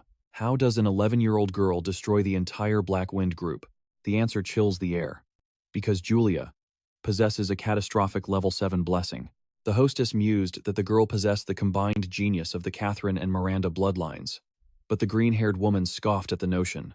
How could a mere level 7 defeat such powerful families? She twisted Jessica's ear, hissing that her daughter's struggle was futile. The hostess lifted her chin, her eyes gleaming with malice. The offer was simple, yet brutal. Kill Catherine and her child to claim the title of Baroness. Jessica didn't hesitate. She accepted the deal, asking only for the method. A sinister smile played on the woman's lips as she slammed a dark symbol onto the table. The hostess chuckled. Nothing was more beautiful than watching a young sprout wither before it could bloom. Meanwhile, Tishi mentioned the rumor of practical combat drills starting that morning. Around them, students groaned, their bodies screaming in agony from yesterday. They called instructor Shigart a monster. She admitted the pain was excruciating, but it was the price of power. A classmate looked at her in disbelief. Yet, Lucas and Kai stood there, completely unfazed by the brutal regimen. Tishi watched them closely. Kai boasted loudly about ruling the class, his entourage cheering him on. Lucas simply observed from the shadows, his expression unreadable. Tishi noted that the four of them seemed perfectly fine. She concluded that they were destined to become legendary martial artists. Music.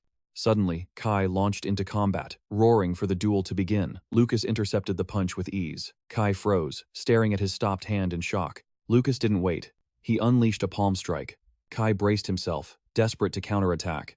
Boom! With a single decisive blow, Lucas sent Kai and his lackeys flying across the room. Kai dusted himself off, smirking that it wasn't bad. Lucas replied with a humble nod. Lucas watched the others train, his mind elsewhere. Music. He turned sharply. A chill ran down his spine. He was being watched. An elderly man sat in meditation beneath the great tree. Music. Kai noticed Lucas's distraction and saw his chance. Seizing the opening, Kai lunged. He screamed that Lucas had let his guard down.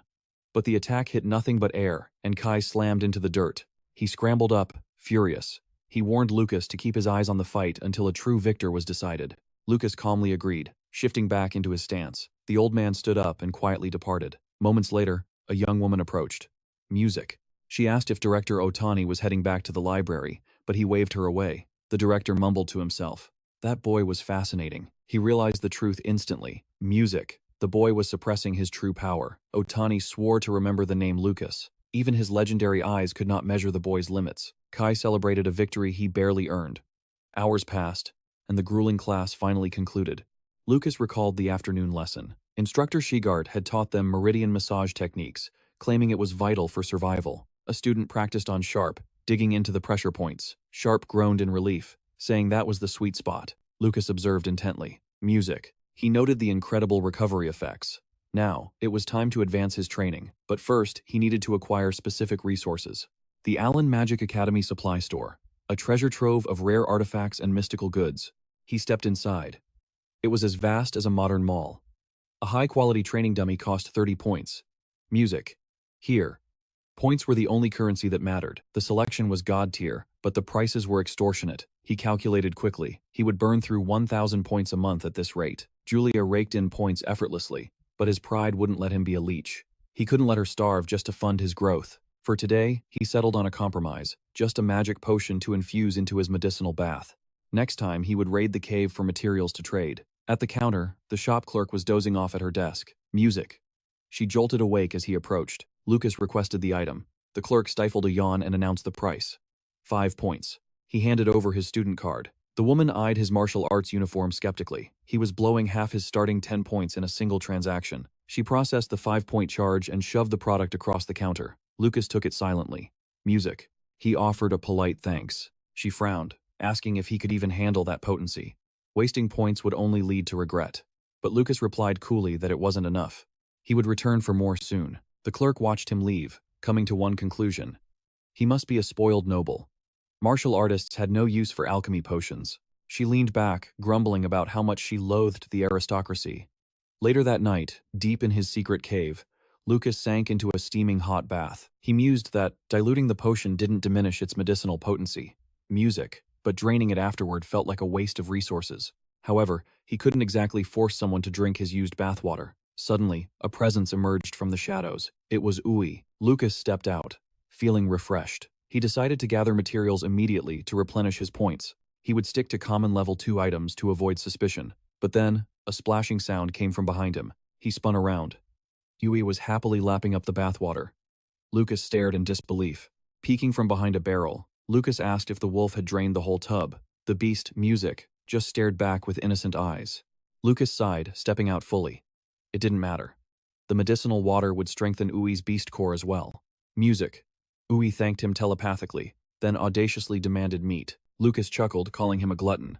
At least the waste problem was solved. He planned his exchange for 3 days from now. For now, he stashed his tools near the dorms.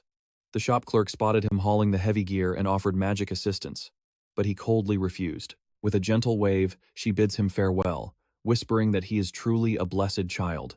Instructor Sigart's voice cuts through the air. The taming tournament is tomorrow, and he demands to know if they have the resolve to win. Quit now if you lack the guts, he roars.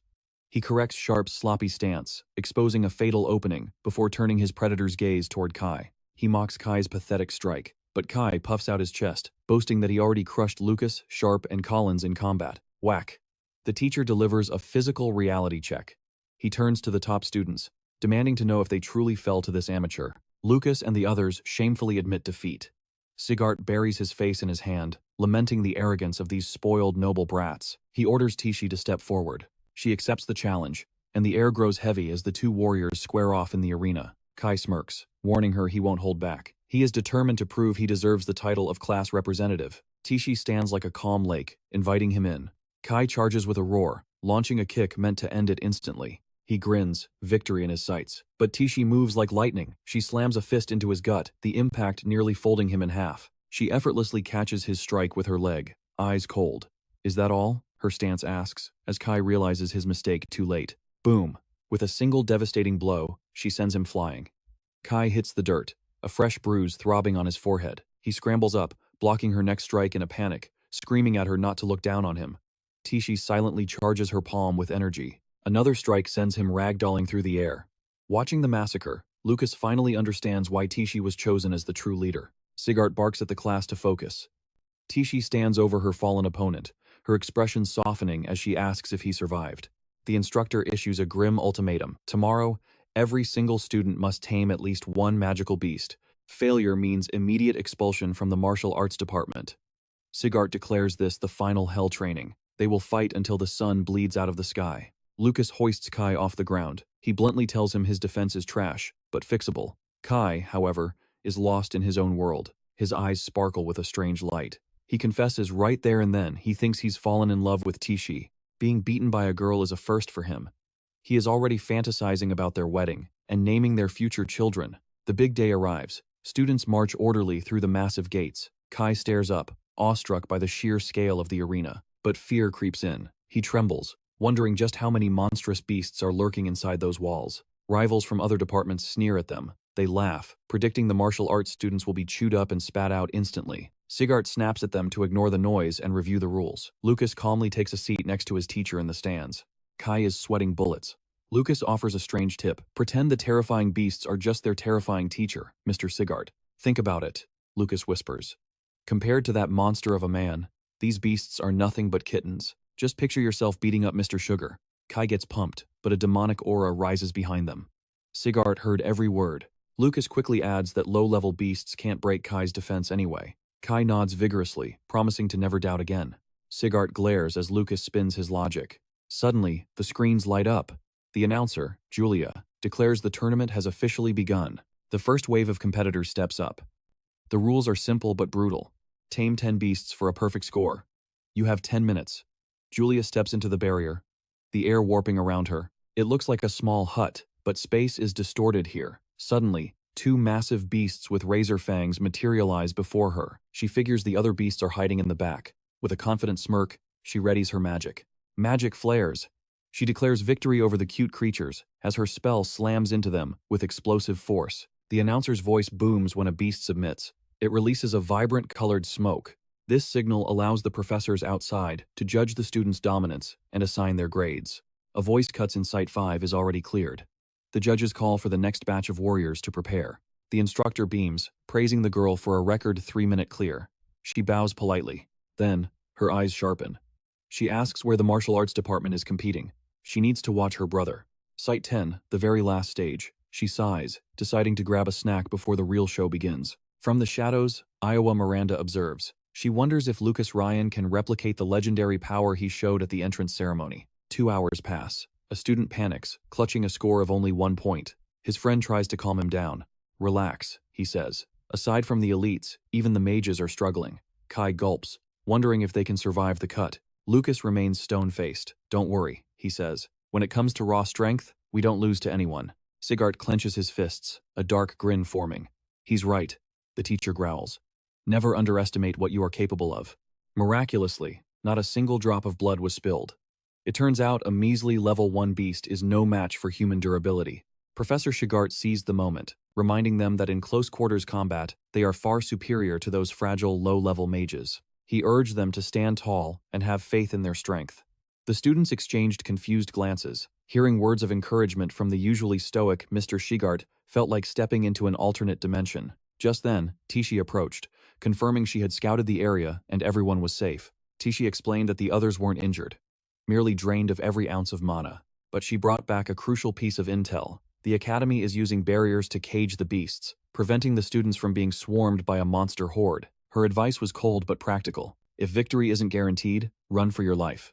The goal is to hunt the weaker prey to secure a passing score. The students breathed a sigh of relief, thanking her for the lifeline. Shigart smirked internally. Making Tishi the representative was a masterstroke, but the atmosphere soured instantly. Another professor sneered from the sidelines, accusing a vile student of spying on his precious class. He turned his arrogant gaze toward Shigart. With venom in his voice, he claimed that the talentless have no choice but to use cowardly tricks just to survive. Shigart asked what business he had there. Greg replied he only came to deliver a grim warning. The martial arts department is up next. He added that the students had better pray for a miracle, or the entire department faces permanent closure. Professor Shigart remained stoic, refusing to take the bait. Greg wasn't finished, declaring it would be a blessing if their department vanished. He insisted it never should have existed to begin with. The mage walked away, his mocking laughter echoing in the air. Lucas watched him go, his eyes narrowing. That arrogance, that cruelty. It was a mirror image of the bullies who tormented him in his past life. Lucas stood up, the fire of determination igniting in his eyes. He demanded to take the lead since he ranked first in the entrance ceremony. Shigart confirmed the order, but offered Lucas a way out, suggesting he let someone else go if his nerves were getting the better of him. Lucas didn't hesitate. He shot down the offer immediately. He would go first, exactly as he had planned from the start. Lucas declared he wouldn't just pass. He would secure a legendary score to silence everyone who looked down on the martial arts department. His confidence was infectious. The classmates who were trembling moments ago began to cheer, shouting that they would show the world exactly what they were made of. Professor Shigart marveled at the sudden transformation in morale.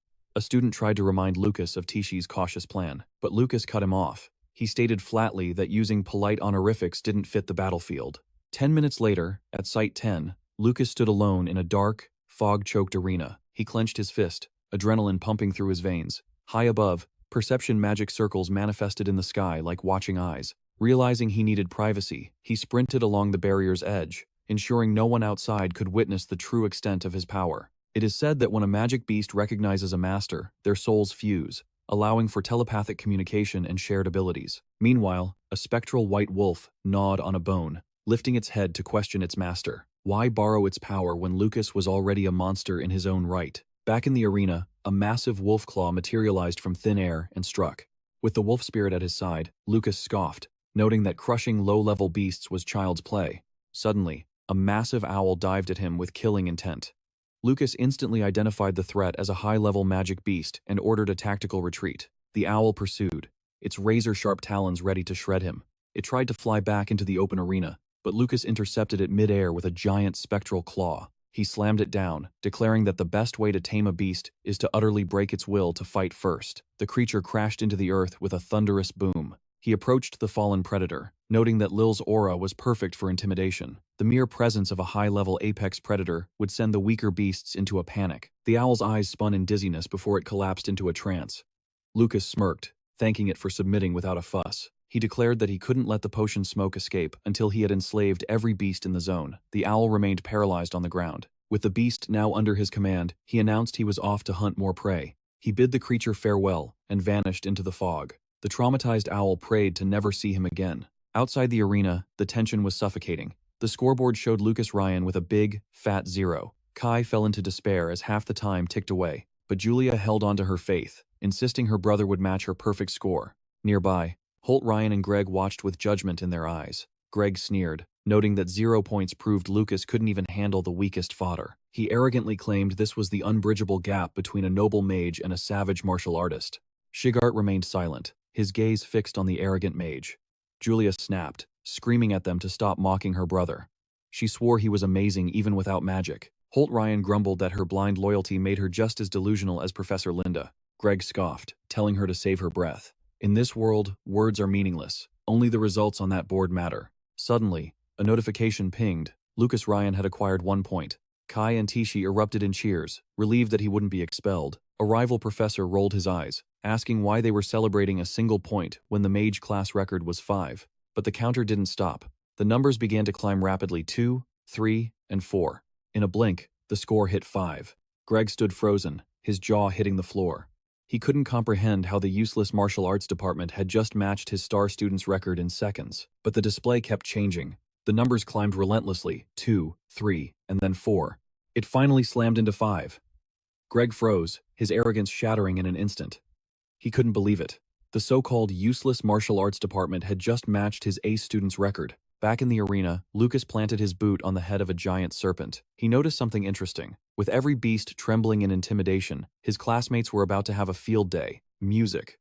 All he needed now was to grab his perfect score and vanish. Get in, dominate, get out. Suddenly, a lion-like monstrosity roared into his path. But Lucas moved like a phantom. One beast after another fell before him. Music, bringing his tally to his 9th victory. Even the foolish little owl dared to return. With a casual strike, he swatted it out of the air. That made 10 points. Perfection. Greg's silence was deafening as cold sweat dripped down his face. The system notification shattered his reality. Lucas Ryan. Perfect score. 10 points. Julia erupted with joy, screaming to the world that that was her big brother. Unbothered by the chaos, Lucas simply walked away from the carnage. Even the announcer's voice wavered over the loudspeaker, questioning if the martial arts department really just scored a perfect 10. Lucas ignored the shock and gently patted Julia on the head. Music. She beamed, glowing with pride that her big brother was unstoppable. But the moment was ruined. Greg lost his mind. He screamed that it was impossible for a freshman martial artist to tame 10 magic beasts. Music. Spinning around, he pointed a trembling finger at Lucas, accusing him of using a substitute to cheat. Lucas stood like an unmovable mountain, while Julia shrank behind him. Suddenly, Sugar, Music, stepped into the fray, seizing Greg's wrist with an iron grip. His voice was cold and firm. The boy did nothing wrong. A proctor marched over, eyes narrowing. He asked if Greg was daring to imply the judges accepted a bribe. Greg froze. He had forgotten who was watching. Antagonizing the proctors was a death sentence for his reputation. He scrambled for an excuse, backing down fast. He claimed he was just suspicious because the training dummy had broken earlier. It didn't add up. The proctor sighed, but decided to investigate the barrier space anyway. Kai groaned, complaining that they were making a total mockery of the judging process. Lucas calmly stopped him. Let them do whatever they wanted. The young man stood tall, asserting he had absolutely nothing to hide. 10 minutes later, inside the containment barrier, a massive beast snapped its eye open. The energy field lowered. The monsters realized 2 things. The barrier was down, and that terrifying human was gone. Panic turned to flight. They shot straight out of the arena. Suddenly, music, magic chains lashed out, snaring the owl in midair. The proctor frowned. The beasts were frantic, yet their energy levels were too high to require emergency relocation. He turned to his colleague, voice low. Did he genuinely believe a student could earn a perfect score like that legitimately? The other judge shook his head. He found no evidence of cheating, but clearly, something traumatizing had happened to these magic beasts. He ordered a full inspection of the 10 beasts and resumed the match. The loudspeakers crackled. Official announcement. No anomalies were found during the inspection. The next competitors began to prepare. Lucas scoffed internally. Even after finding nothing, their eyes were still filled with doubt, but he whispered to himself, "The real surprise is just beginning." Meanwhile, Tishi exchanged a few words with Professor Shigart. Then she charged into the arena. Burning with determination, Tishi vowed she wouldn't fall behind Lucas. Not today. A ferocious wolf lunged at her. She met the charge head-on, unleashing a devastating flurry of strikes against the beast. If she couldn't force a submission in 30 seconds, she would have to dash for the gate. Tishi delivered a powerful kick, sending the wolf skidding back. The beast froze. It sensed an aura on her. The scent of that time's monster. Was he still here? Tishi clenched her fist, bracing for the worst. She threw another strike. To her shock, the wolf cowered, whimpering on the ground. She wondered how a level 3 black wolf submitted so easily. She stared at her own hand, bewildered. Was she this strong? Or was it just a sheer coincidence? A confident smile broke across Tishi's face. Maybe the martial arts department wasn't trash after all. She launched herself at the next creature. Her score skyrocketed. Beast after beast fell before her momentum, music. Outside, Kai screamed encouragement while Professor Shigart watched in silence. She was unstoppable, racking up points like a machine. Finally, the young woman faced a massive saber-toothed tiger. One blow. That was all it took. She defeated her final opponent. The system chimed. Tishi. Perfect score. 10 points. Kai's jaw dropped. She was even faster than Lucas? He wondered what the hell was happening today. Leaving the arena, she realized the truth. The beasts weren't scary at all. Being a martial artist didn't make them weaker than those arrogant mages. The third match began. A student seized a bat-like horror and slammed it brutally into the earth. Collins secured a perfect 10, music, his dagger flashing. By the fourth match, Sharp was sending a massive ape flying with a roundhouse kick. He also achieved a perfect 10. In the fifth match, Kai roared, driving his fist into a saber-toothed tiger. The beast hit the floor, completely music knocked out. Kai raised his arms, celebrating a perfect 10 against an apex predator. The scoreboard lit up with perfection. Julia, Iowa, Lucas, and Tishi. As the tournament raged on, the martial arts students were unstoppable. Music, rising straight to the absolute peak of every event. Professor Shigart watched from the shadows, a discreet smile touching his lips. He took a satisfied swig from his flask. A proctor stepped forward. The investigation was complete. No issues with the magic beasts or the barrier space. An elder judge admitted their martial arts skills were impressive. But this defied logic. Why were the division scores suddenly shattering all records? One proctor theorized the beasts were traumatized by the mages earlier, but his colleague shot it down instantly. That had never happened in history. The elder master clarifies the situation. Music. Since this is the martial arts division's debut tournament, the intensity of close-quarters combat sent the beasts into a frenzy. He decrees that next year, the order will change. But for now, the current scores are absolute. Greg explodes in protest. He screams that this allows the martial arts trash to tie with the elite division. Professor Shigart watches the meltdown in silence. The director cuts him off cold. Do you have a problem? Greg tries to argue fairness, but the elder shuts him down. Luck is simply another form of skill. Another board member nods in agreement. The students are not to blame. The results. Music. Cannot be overturned. Director Otani delivers the final blow, ordering Greg himself to announce their defeat. Greg glares daggers as Shigart and Linda walk away. He mutters a curse at Shigart, praying the man hears his rage.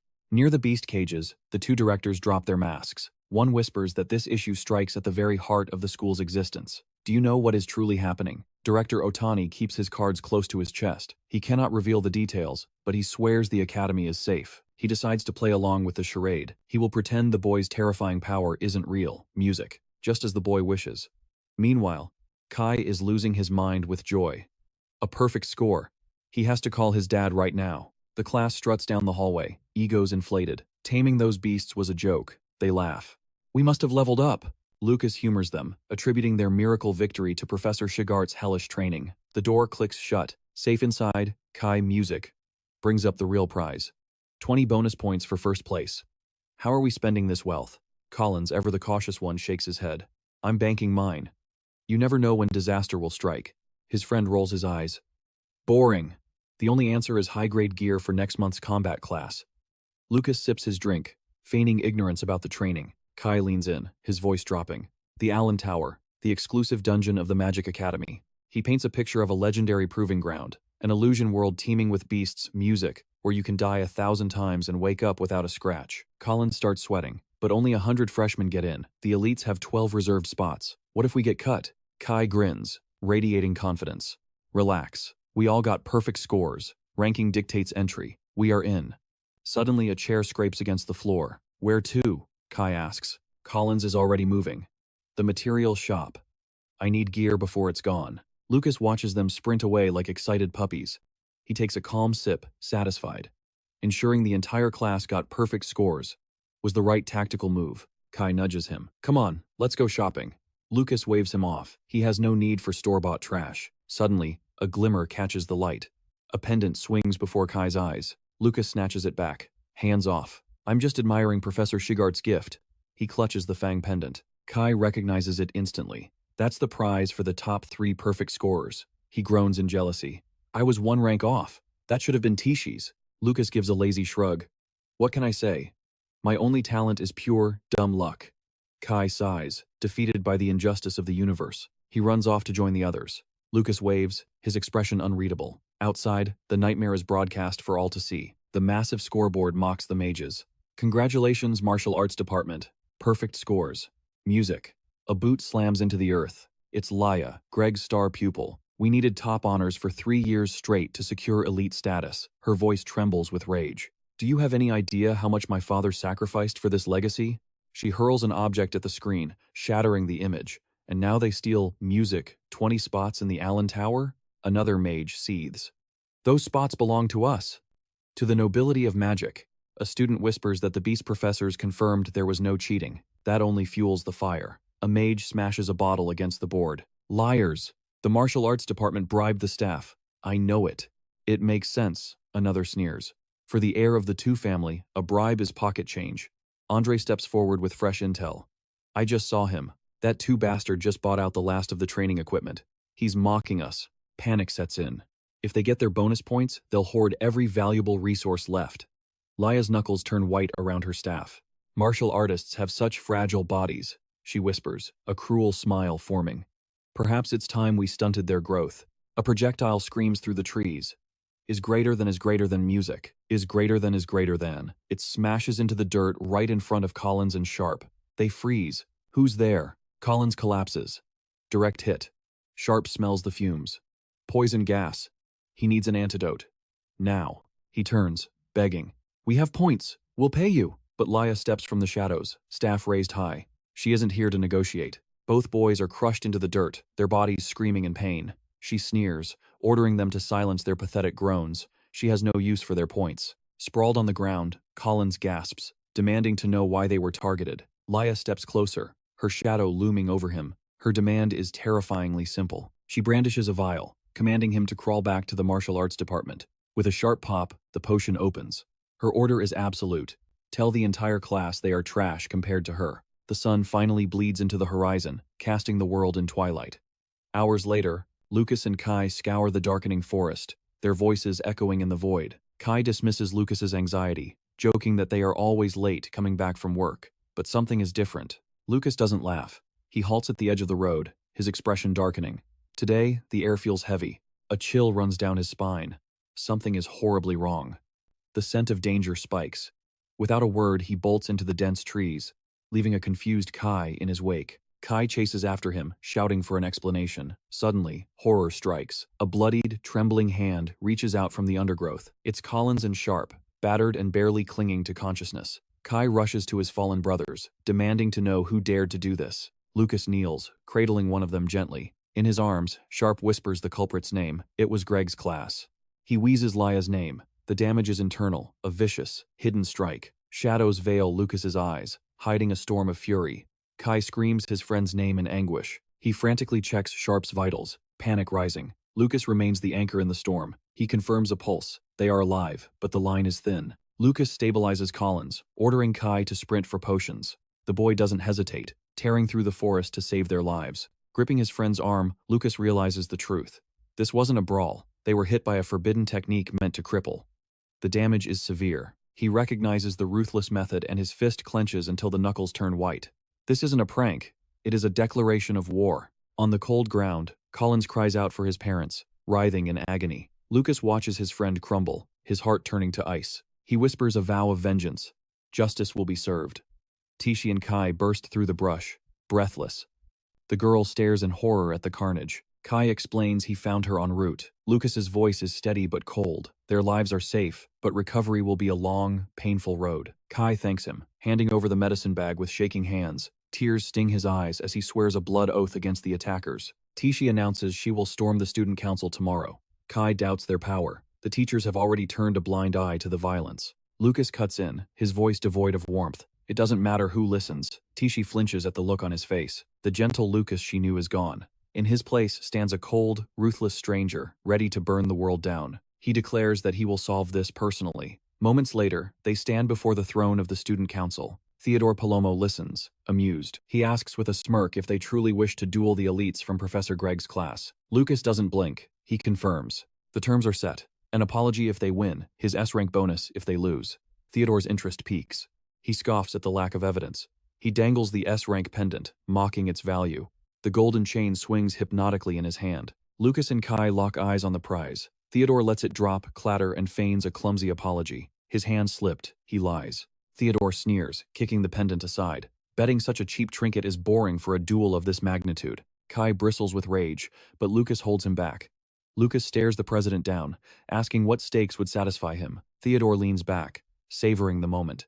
It must be something irreplaceable, something exclusive to this academy. A cruel idea sparks in his eyes. He leans in like a predator. He suggests they bet their future. Entrance qualifications for the Allen Tower. The proposal is a death sentence. The losing side forfeits their right to enter the tower forever.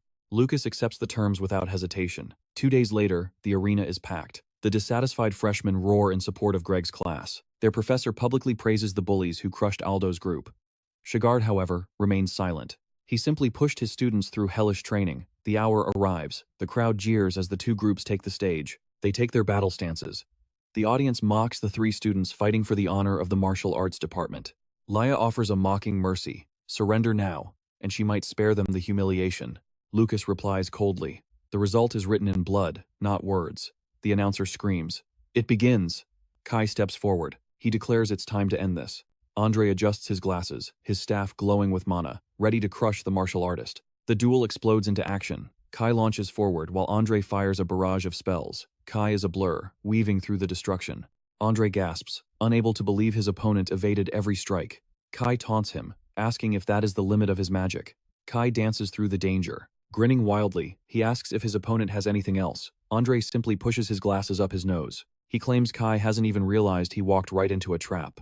Suddenly, Kai freezes. His feet are glued to the floor. Ice explodes up his legs, locking him in place. Andre sneers. There is no escape now. He bids the martial artist farewell. Kai grips his dagger, desperation setting in. Andre raises his staff and slams it against the floor with thunderous force. The impact sends tremors through the massive ice structure. He glares at his opponent, asking if the reality of the situation has finally sunk in. He sneers, declaring, "This is the price one pays for provoking a mage." Broken and battered, Kai can barely remain standing. Andre arrogantly demands he speak up if he wants to beg for surrender. Watching from the stands, Laya scoffs with cold disdain. In her eyes, a loser remains a loser, no matter how desperately they struggle. She offers to spare his miserable life, but only if he admits his total defeat right now. Her irritation at the delay is palpable. Lucas Ryan snaps, asking how long she intends to keep running her mouth. But inside the ring, Kai reveals a hidden item. He asks if their ice magic can survive lava from the Beast Mountain range. Laya simply calls him a fool. Realizing the danger, Lucas screams for him to run. Suddenly, a cataclysmic explosion tears through the very center of the arena. The shockwave hurls Andre backward like a ragdoll. He stares in horror, realizing it was a lava slime bomb, and questions Kai's insanity. Like a demon rising from hell, Kai charges through the smoke. He lands a devastating blow to Andre's chest, instantly shattering the magic circle. Andre cries out as pain overwhelms him. The audience erupts in disbelief. A voice screams out that a mere martial artist has actually managed to injure a high and mighty mage. But the victory came at a price. A spectator points out Kai's leg is mangled from the blast. He sacrificed his own body just to close the distance. The boy has nerves of steel. Grinning through the agony, Kai declares that the moment the spell broke, the mage left himself completely vulnerable. Andre's mind races in shock. He cannot fathom how he was wounded by trash from the martial arts department. Recovering his wits, he shouts that with crippled legs, Kai is a sitting duck and demands he give up. But from the stands, Lucas Ryan launches another object into the fray. The flask detonates in midair, creating a chaotic smokescreen. Seizing the confusion, Kai forces his broken body to charge through the haze. He lunges toward Andre with desperate fury. The mage calls him a lunatic as his hands begin to freeze the air. Kai mocks him, claiming ice users are always sloppy when it comes to the finishing blow. Andre backpedals in terror, screaming for him to stay back. But Kai closes in. With a savage headbutt, he smashes right through the opponent's ice shield. The blow connects squarely with Andre's face. The sheer force of the impact sends the mage flying backward across the ring. Sprawled on the ground, Andre stares up in shock, defeated by a martial artist. Kitaroy raises his dagger, announcing the first victory, goes to the martial arts department. Kai asks if his friend saw that spectacular finish. However, Lucas nonchalantly reveals he spiked Kai's breakfast with a strengthening potion. Turning serious, Kai asks if Tishi will be alright in the upcoming match against that female mage. As Tishi steps into the arena with grace, Lucas assures him she can handle herself.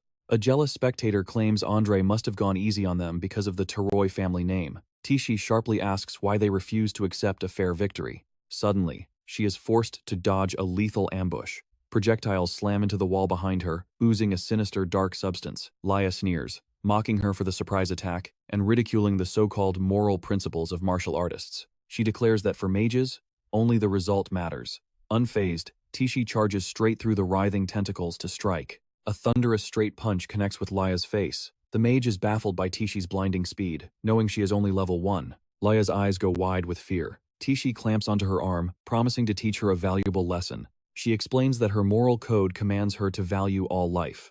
Laya screams in terror, finally realizing she is facing plant magic. Tishi strikes her opponent's monopaths with surgical precision, shutting her down.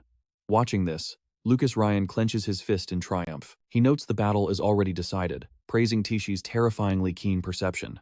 Tishi warns the mage never to trample on a martial artist's pride again. As she walks away, the second match is declared a crushing victory for their side. Poisonous needles drop from the defeated mage's trembling hand, revealing her dirty tricks. High above in the observation room, a student questions Mina about allowing poison needles.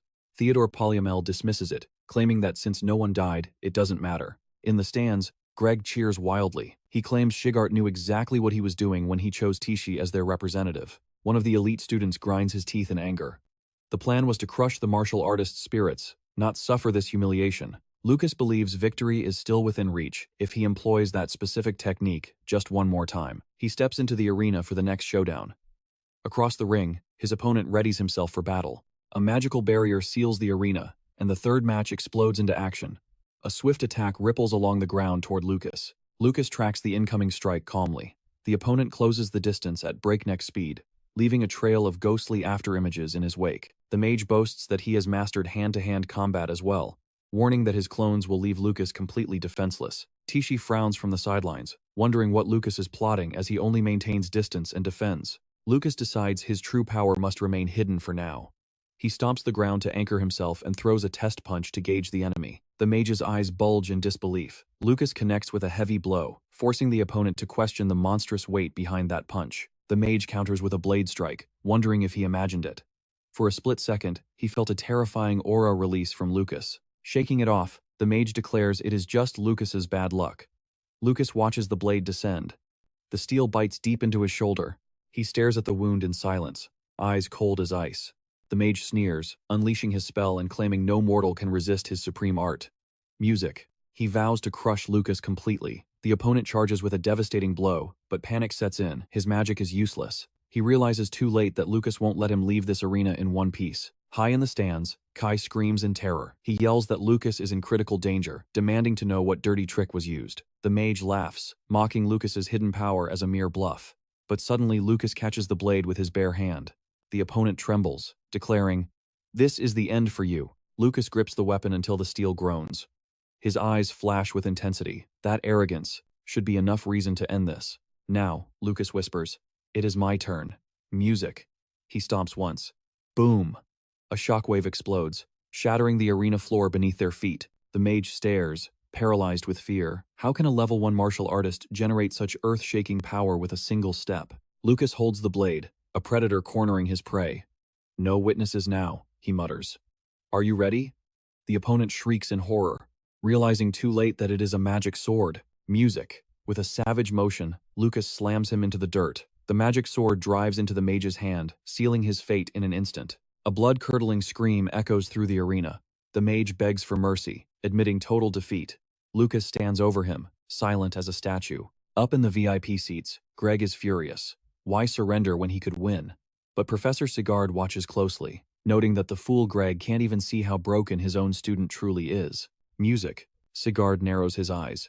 This display of power could become a serious problem for them all. The martial arts dorm erupts into cheers. A perfect victory sweep. Hope ignites in their hearts. Maybe, just maybe, they can actually crush the mages in a fair duel. But the celebration is cut short. Tishi screams for Lucas to dodge.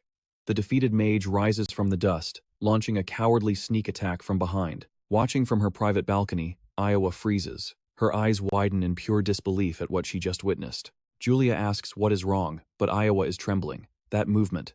It was the legendary meridian burn technique. She whispers in awe. No martial artist in the entire empire has been capable of executing that lost art in the last 100 years. While Kai celebrates wildly with Lucas Ryan, Iowa's mind races. Who is this boy really? A student shouts that the trio was godlike and that mages are nothing but cowards. Music. Tishi pumps her fist, declaring she will duel any mage who dares look down on them. Then she blushes, quickly correcting herself. She just got lucky today, that's all. Suddenly, Professor Sigard steps out of the shadows. Arrogant fools, he scolds. Don't get drunk on one victory. Tishi bows, vowing to cultivate her strength until they can't ignore her. Lucas nods solemnly. The professor is right. They need unshakable confidence, not blind arrogance. A woman approaches Sigard, teasing him. You're starting to sound like a real teacher. He sighs, replying he just doesn't want his students walking his path of ruin. Music. He asks what she wants. Jessica Ryan leans against a tree, holding a grim report. It details the ruptured magic paths of the injured mage, a permanent crippling. In the infirmary, Andre lies broken in bed. A sinister, dark substance oozes from his body, leaking into the air like poison. Night falls over the city. A carriage rolls up to a massive, imposing estate, signaling the start of a secret meeting. Bam! A hand slams onto the table. A furious voice demands to know how a simple freshman duel turned into this absolute catastrophe. Headmaster Otani is devastated. His son's magical meridians are shattered. He will never cast a spell again. His life as a mage is over. Greg demands blood. He calls for the culprit's expulsion and the total dissolution of the martial arts department. Sigard enters, his voice calm. I agree. The culprit must be punished severely. Music. Sigard drops a bombshell. The illegal magic used by the trio in the duel matches the traces found on Sharp and Collins. The mages are the guilty ones. Sigard turns to the director, eyes blazing. He formally requests that Greg and his cheating students be punished according to the strictest school regulations. Greg sweats nervously. He realizes they know about the plan to rig the duel. Music. Panic sets in. Greg stammers, asking why Sigard is bringing up old history right now. He grabs Sigard by the collar, desperate to deflect. Don't change the subject. We are discussing who used the forbidden technique to cripple a student. Sigard smirks. It hasn't been confirmed as a forbidden technique. Besides, a mere novice couldn't possibly wield such power. Greg pauses. Music. He has to agree. A boy from the Ryan family couldn't control an ancient forbidden art. Sigard points out the obvious logic. Only an advanced martial artist could use such a technique. Greg's eyes widen. He remembers. The only advanced martial artist present at the arena was Professor Sigard himself. He spins around, accusing Sigard of being the true culprit. Sigard scoffs at the absurdity. If I used forbidden techniques, you would have been dead a long time ago. Headmaster Otani is losing patience. If it wasn't a forbidden technique, how do they explain his son's destroyed body? Sigard shrugs. Karma, perhaps? He mentions he interrogated Lucas about it afterwards. He recounts Lucas's story. The boy swore he couldn't use forbidden arts. Instead, he offered a theory. Music. The mage paid a fortune to learn dangerous spells from shady underworld figures. Lucas suggested that perhaps, terrified of the information leaking, a powerful crime lord from the shadows took advantage of the duel to silence the mage permanently. The director pauses. Considering this dark possibility, Greg explodes with rage. Music. Do you think you can dismiss this tragedy with ridiculous rumors and fairy tales? His ally nods, calling it mere speculation. But Sigard lands the final blow. Is it? That theory is far more credible than a level 1 beginner using a legendary forbidden technique. He issues a grave warning. If they dare to kindle this man's fury, the consequences will be catastrophic. The Meridian Destroyer technique can shatter the mana flow of even the most supreme mage in an instant. Later, Headmaster Otani stalks through the silent library archives. He finally locates the ancient tome he has been hunting for. As he opens it, a chill runs down his spine. The dust has been wiped away. Someone has been here recently. His eyes lock onto the illustration of a specific hand seal. It confirms his worst fears. The headmaster stands alone in the vast darkness, the weight of the truth pressing down on him. The scene shifts to the steaming hot springs of the Magic Beast mountain range. Lucas holds up a vial, announcing the final stage of treatment for Sharp and Collins. Beneath the surface, the two sit back to back, bracing for impact. Suddenly, the water erupts. Violent ripples surge around them as Sharp's body convulses in response to the potent medicine. Collins screams as the energy tears through his meridians. Lucas grits his teeth, urging them to endure the agony for just a moment longer. He proves the impossible. Martial artists possess healing arts that can rival even the highest magic. Days later, a carriage rolls into the city of Dak. Catherine Ryan whispers to her husband, Hole, that a reunion with their children is imminent. It has been far too long. She gazes at the scenery, noting that this land remains frozen in time. Hole notices the shadow in her eyes, but Catherine forces a smile, burying her anxiety. She claims it is just a fleeting memory. But then, her gaze sharpens on a figure waiting in the distance. A man approaches, leading a steed by the reins. Catherine cries out, "Seon!" Her younger brother returns the greeting with a heavy heart. A flashback drags us 10 years into the past. The Beastmen tribes launched a devastating invasion, swarming the territory like a plague. Humanity united in a desperate last stand. For 3 days and 3 nights, steel clashed against claw, leaving the land soaked in blood. Amidst that hellscape, a young mage unleashed her power against the beast horde. It was there that destiny intervened. The young knight commander, Hole Ryan, and the genius mage, Catherine Miranda, crossed paths. Hole decimated the front lines while Catherine watched his back. Forged in the fires of war, they swore an eternal vow to one another. But her father, the patriarch, raged against the union. Forced to choose between duty and love, Catherine severed all ties with the illustrious Miranda family.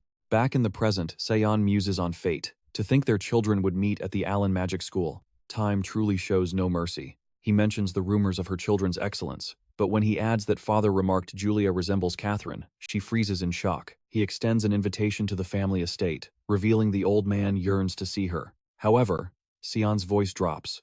The invitation is for her alone. The implication cuts deep. Hole is still not welcome. Her husband smiles sadly, urging her to go while he heads to the front lines. Catherine trembles, torn between her past and present. Hole reassures her, grateful they are finally opening the gates, promising to return for her when the campaign ends. With a final, lingering look, Hole bids farewell and rides off toward his duty. Seon watches him go, revealing a painful truth. Hole begged for this reconciliation, yet the patriarch still cannot forgive a noble mage for marrying a mere martial artist. He looks to the sky, praying for a savior. A legend who will finally shatter the world's prejudice against martial arts. Miles away, destiny answers. Lucas Ryan sneezes loudly. He wonders if he caught a chill from his intense training. Nearby, Julia teases that it is a rare sight to see Kai buying food for others. Kai grumbles, telling them to back off. He swears he will make the others pay him back once they are healed, a sentiment Lucas finds perfectly fair. Whispers erupt around them. Students sneer, calling Lucas the king of luck, claiming his victory was stolen, not earned. Andre demands to know who is spreading such trash. Kai ignores the noise, taking lunch to the dorms while urging Lucas and Julia to head to the cafeteria. The young girl enjoys her dessert, blissfully unaware of the tension. Lucas notices the glimmering hairpin. Julia beams, confirming it was a gift from Iowa of the Miranda family.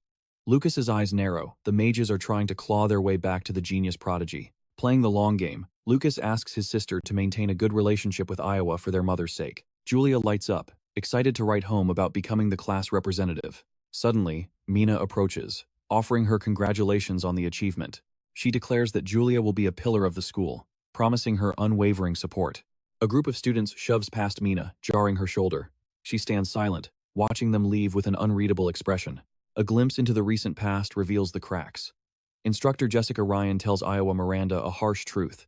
Though skilled in mental magic, she is totally eclipsed by Julia's talent. Therefore, the position of class representative belongs to Julia. She asks Iowa to accept this reality. Iowa clenches her fist, nails digging into her palm, vowing to prove that the teacher is blinded by favoritism. Returning to the present, Julia watches Iowa storm out of the cafeteria. Noting that her roommate barely touched her food, Julia's heart softens. She decides to pack a lunch and deliver it, unknowingly walking into a storm of jealousy. Mina stepped into their space, her voice low and filled with purpose. She had just one question. "Am I getting close to Iowa?" Julia smiled, confirming the location and praising Mina's terrifying mental magic. Even Lucas had to admit it was a rare and powerful talent. But then, Mina's tone shifted. Energy flared as she activated a magic circle right there at the table. Lucas recognized it instantly, a silence barrier. No sound would escape this space. With a finger pressed to her lips, Mina sighed. Dealing with geniuses was exhausting work. She offered her food, casually mentioning her wind magic was just as formidable. But Lucas wasn't playing games. He grabbed a piece and stared her down. "Cut the act. Why are you really here?" Mina adjusted her glasses, the lenses flashing with calculation. She decided that Julia's brother wouldn't be an obstacle this time. She smirked, impressed by Lucas's sharp instincts. "Fine. No more riddles." She dropped the bomb. "Do you know the magical beast mountain range?" An ecological anomaly had been detected. The balance was broken. Low-level beasts were vanishing into thin air. Even the elusive magic-crested leopard cubs, gone without a trace. Memories showed a land once teeming with life. But 3 days ago, the Empire's investigation team uncovered a nightmare. A high-level beast's lair. Julia's eyes widened in recognition. Wait, is that Uru's lair? Lucas stayed silent, processing every variable. Finally, he spoke. You want us for a field mission? Give me the difficulty rating. Mina raised a single finger, her expression grim. 100 points. The number hung in the air, heavy and dangerous. But Lucas didn't flinch. Even at that level, he knew he and Julia could crush it. Meanwhile, at the sprawling Miranda estate, the family head, Duke Soa Miranda, sat in silence, enjoying his meal. The rest of the bloodline sat paralyzed at the long dining table, afraid to make a sound. Cian watched the scene with disdain. His stubborn father had forced his sister into the guest room, ignoring her rightful place. The air was heavy, like a funeral. She hadn't touched a bite. Asterisk clink. Asterisk Duke Soa tapped his fork against the table. The sound echoed like a gavel. Catherine. He made his decree. He was finally willing to acknowledge her daughter as his flesh and blood. But only because Julia has the potential of a sacred archmage. Catherine tried to argue, mentioning Lucas's incredible martial prowess. But the Duke cut her off, meaningless. His eyes were cold as ice. The Miranda family has no use for brute force. We seek only those with the gift of the sacred archmage. She realized the old man's prejudice was carved in stone. Suddenly the heavy doors creaked open. An assistant rushed in, breathless. Forgive the intrusion, my lord.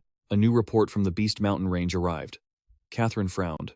Why investigate that hellhole now? Duke Soa scanned the document. Beneath the lair lay a newly discovered abyss. Danger level, unknown. Cian's face paled. The Allen Magic School. It's right next door. The children are in the splash zone. The Duke scoffed. As long as they stay behind their walls, they are safe. Let the teachers play babysitter. He turned his gaze back to Catherine. You will not go to them. Wait until this storm passes. Defeated. She bowed her head. Back at the academy, the mission board flashed a new update. Requirement, party of 5. Must include student council. A student nearby gasped at the absurd condition. Mina's eyes narrowed. Yesterday, there were no limits. The attendant stammered, blaming a wandering wyvern for the rule change. She saw right through it. This was Theodore's doing. He was rigging the game, betting she couldn't pull a team together in time. Lucas watched her fume, thinking to himself, is the vice president so unpopular she has 0 friends to call? She turned to Julia, defeat in her voice. I'm sorry. We'll have to scrap the mission. No need. Lucas stepped up. I'll handle the recruitment. Julia cheered, ready to help. Mina hesitated, a pang of guilt hitting her for treating them like chess pieces. Silence hung for a split second. Then, Senior. Kairoy skidded to a halt. If my best buddy Lucas is going, count me in. Maya Rasta stepped forward with elegance. Specialist in hydro-healing arts. I believe I can be of service. Mina scoffed, withdrawing her gratitude. Freshmen, they'll just be dead weight. Julia tilted her head. Lucas, why Maya instead of Iowa? Lucas shrugged. Iowa wouldn't listen to a word I say. The vice president sighed. Fine. They're just warm bodies to fill the quota. Julia and I will carry this raid. We move now, Mina commanded. Even with acceleration buffs, it's a half-day burn to the target. Hours melted away. The group became a blur of motion, tearing through the dense forest. Destination reached. Mina signaled a halt. The ground was scarred with fresh signs of combat. And there, amidst the dirt, the Miranda family crest. Lucas knelt, examining the debris. Is the Empire's exploration team operating here? He glanced at Julia. Lucky we didn't stumble into Uru's nest. Suddenly, his instincts screamed. He looked up, eyes locking onto a shadow. Above us, incoming. As a winged nightmare descends from the darkness, Mina reacts instantly. A storm spell gathers at her fingertips, crackling with raw power. The gale strikes true. The beast is grounded, threat neutralized. But there is no time to breathe. Another abomination lunges for Mina. She pivots to face death, but a shadow intervenes. Clang! Kai stands like a fortress, his magic shield absorbing the heavy blow. Leave the dirty work to the vanguards. Kai grins, bracing his shield against the creature's relentless assault. A flash of steel. Lucas surges into the fray, intercepting a second beast. Kai roars his name across the battlefield. Don't hog the spotlight. Tank! Lucas smirks, his blade a blur. Try keeping up with this speed if you can. Meanwhile, Maya weaves a shimmering barrier of water spirits. I've got the rear, she declares. But the sky darkens, a swarm of winged horrors encircles them. Mina surveys the chaotic formation. A faint smile touches her lips. It has been far too long since she felt such flawless synergy. She signals the mage. Julia, these beasts despise wind and lightning. The stage is yours. Julia nods, her staff humming with arcane energy. She begins the chant, mana pooling around her as she invokes a high-level barrier. A massive construct materializes, sealing the flying horde within a cage of light. The trap springs. Arcane power shreds the imprisoned monsters in an instant. Lucas watches the carnage near a fallen foe. Even now, Julia's lightning magic packs a devastating punch. Kai jogs over, calling out to Mina. But she stands frozen in thought. Julia tilts her head. Senior, did you say something? Nothing, Mina lies smoothly. But internally, she reels she had severely underestimated the potential of these pawns. Nearby, Maya tends to Kai's injured hand. You're a literal goddess, Kai gushes. Maya waves him off, feigning modesty. Goddess is a stretch, though she wouldn't mind hearing it from Lucas. Lucas stares at her, baffled by her sudden mood swing. Shaking it off, the party pushes forward into the gaping maw of a massive cavern. A staff illuminates the gloom. Julia gasps at the cavern's immense scale. Mina points into the abyss. Look there, it goes even deeper. You could march a small army through here, Kai whistles. Lucas runs a hand along the wall. This wasn't natural. It was excavated. If this is artificial, the underground must be teeming with nests. It's a death trap. Stay sharp, everyone. Ambush. A screeching horde of goblins rushes the dark. Julia reacts instantly, unleashing a volatile spell that blasts the front line apart. Mina steps over the twitching bodies. Their night vision is poor, she explains coldly. So I shattered their eardrums with a thunderclap. The immediate danger passes. Kai flexes, eager for more. But Mina checks him. Save your energy. We cannot slaughter every beast in this dungeon. Actually, Kai grins, a mischievous glint in his eye. I have a strategy. Moments later, the team moves into position. Kai sprints into the darkness. Hey, ugly, come and get it. As he draws the aggro, Julia and Mina charge their mana. Kai glances back one last time. Now, the sorceresses unleash hell. Their combined spells slam into the clustered horde, triggering a catastrophic explosion that shakes the cave. Lucas nods in approval. Efficient. He eyes the tank, suspiciously drawing aggro for an area of effect nuke. Is Kai a gamer? Or a reincarnator like him? It worked! Kai cheers, dusting himself off. I grouped them up so the ladies could wipe the board in one shot. He gives Lucas a thumbs up. And I only survived because of this insane gear you helped me get. Don't assume everyone is just an attention seeker, Lucas replies dryly. Thanks to Kai's mobbing tactics, the group clears the path with terrifying speed. Maya's healing light restores their stamina as they press on. The air grows heavy, they are nearing the heart of the lair. Lucas holds up a hand. Hold position. We need to rest. But Maya sighs, pointing ahead. I don't think our tank got the memo. Kai is definitely pretending to be deaf. He comes sprinting back, trailing a horde of monsters. Delivery, the rest is up to you guys. He skids to a halt and turns around. The space behind him is empty. Huh? Where did everyone go? Hidden in the shadows, Lucas whispers cold logic. He's out of mana. We have to sacrifice him for the greater good. Julia clasps her hands. May you find peace in the next life. Kai. I'll save him if he's barely breathing. Maya cries out. Mina rolls her eyes. Relax, Maya. It's just a joke. Don't take it so seriously. Boom! A thunderous crash echoes from the depths, shaking the stalactites. Maya freezes. Was that Kai? No. Lucas narrows his eyes. That came from the lair's center. The vanguard team must have engaged the dungeon boss. We need to investigate, Mina commands. Lucas steps forward, his senses on high alert. The scent of blood. It's suffocatingly heavy. Mina tosses a high-grade recovery potion to Julia. Drink up. We likely won't need to fight, but we can't be too careful. The party rushes into the main chamber. The sight that greets them is a tableau of absolute devastation. They were wiped out. Mina's face pales. Retreat. Immediately. But Lucas spins around, sensing a massive disturbance. Crash. A mountain of muscle erupts from the debris directly in front of them. Mina pivots sharply, eyes widening in horror. A colossal axe cleaves the air. As the beast looms over her, Mina's mind races. A minotaur? A calamity-class monster has no business being in this dungeon. Lucas clenches his fists. This is all wrong. A monster of this tier appearing during a student examination? Wait, he knows this aura. Mina, move. He hurls himself forward, shoving her aside just as the executioner's axe comes crashing down. Lucas instantly channels his mana, weaving a defensive spell. Music. The beast's devastating blow crashes against a sudden wall of impenetrable ice. Julia rushes to help Mina, panic in her eyes. Lucas calls out, asking if she was the one who conjured such a powerful frost shield. But when she shakes her head, his expression darkens. Mina points a trembling finger toward the monster's massive grip. It wasn't them, it was the captive. Despite his wounds, the man trapped in the Minotaur's hand unleashes a desperate counterattack. The students watch in stunned silence. A dying man just saved them? Bloodied and broken, the warrior gathers his remaining strength. Music. He gasps out a command. Summon the Imperial Army immediately. His voice trembles with terror as he reveals the grim truth: the ancient seal has been shattered. The Minotaur tightens its crushing grip, bones creaking under the pressure. It roars a vow to exterminate every living soul here.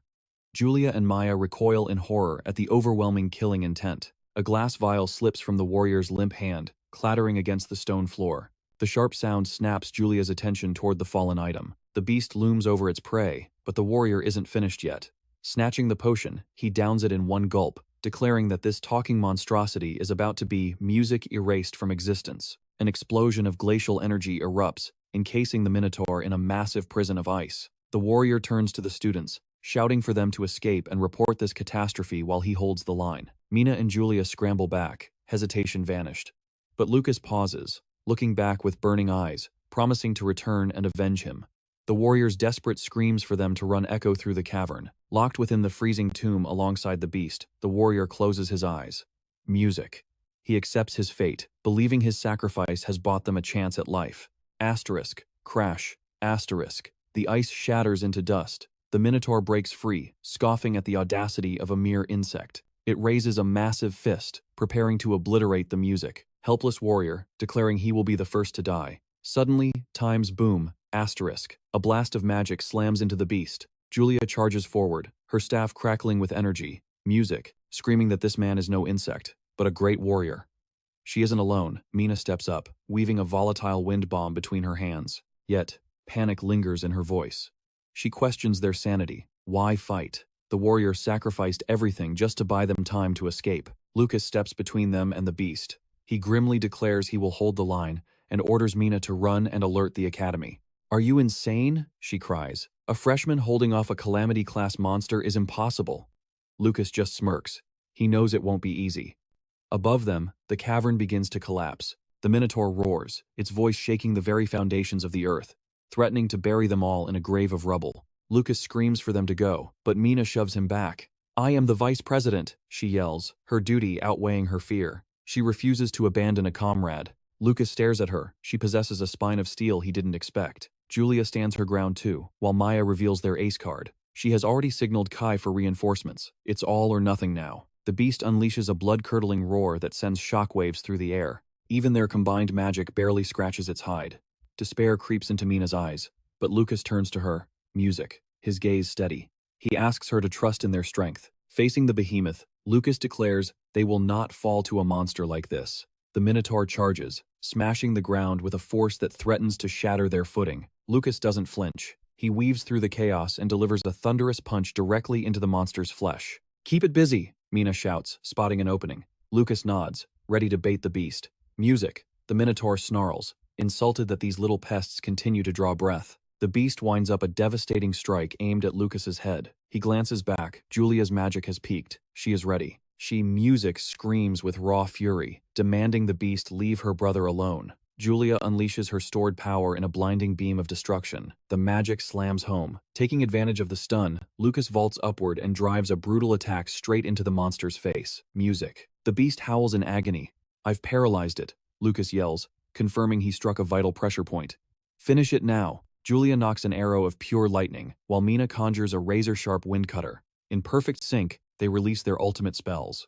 The twin attacks collide with the monster in a dazzling explosion, but as the smoke clears, the Minotaur is still standing, resisting the onslaught. The beast grunts in frustration, shaking off the damage.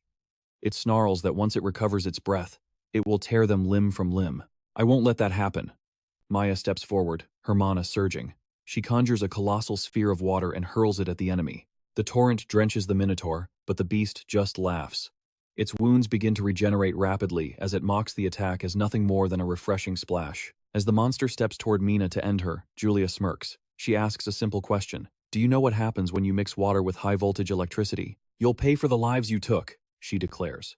She unleashes her lightning again. This time, the wet target conducts the current perfectly. Music, a catastrophic explosion of thunder and light, swallows the Minotaur whole.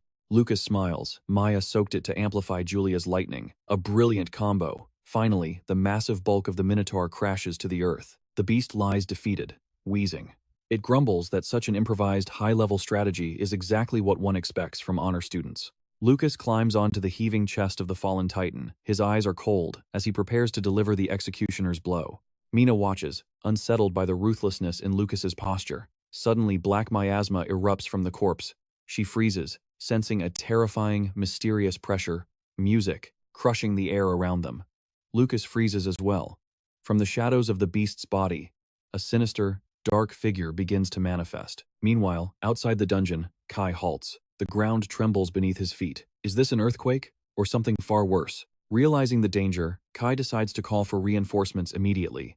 Praying his friends can hold on just a little longer. Back in the cave, the dark energy coalesces into a demonic nightmare.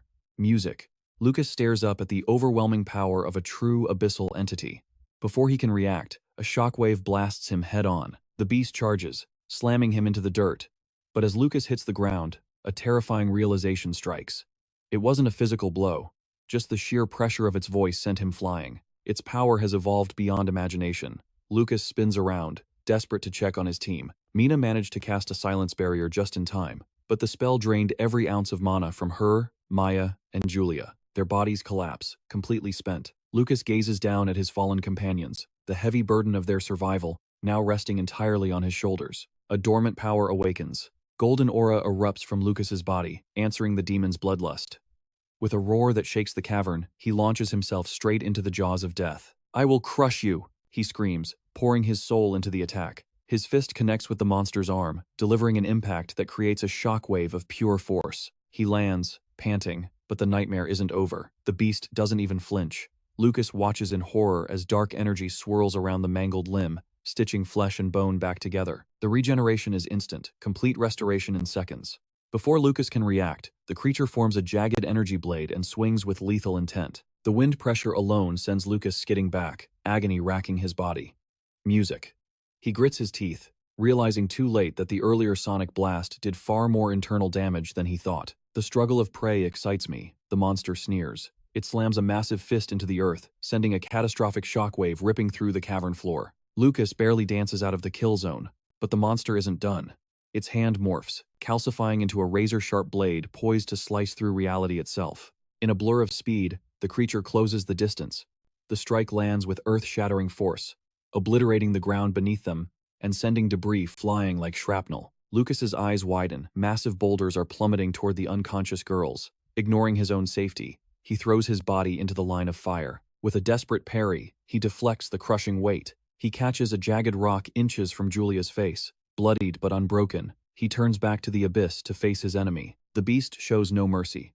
It opens its maw, charging a beam of pure destruction, while its hands conjure shockwaves that distort the air itself. Lucas calculates the trajectory. The cave walls are amplifying the sonic force. He has no choice. He plants his feet firmly in front of his friends, becoming their human shield. The blast hits him head-on. The impact threatens to tear him apart, but he holds his ground. Sensing weakness, the monster moves in for the execution. "Is this all a human can do?" it taunts. The question echoes in Lucas's mind, forcing him to remember exactly why he stands here fighting a god of death. The monster continues its villainous monologue, but Lucas cuts him off with a cold stare. "Save the speech for after I've buried you. As long as breath remains in my lungs," Lucas roars. "You will not touch them." He lunges forward, catching the monster's lethal blade with his bare hands. The momentum drags him backward, carving trenches in the stone, but his grip is iron. With a surge of strength, he snaps the energy blade in two. The creature recoils, stunned for the first time. Music. Seizing the opening, Lucas strikes.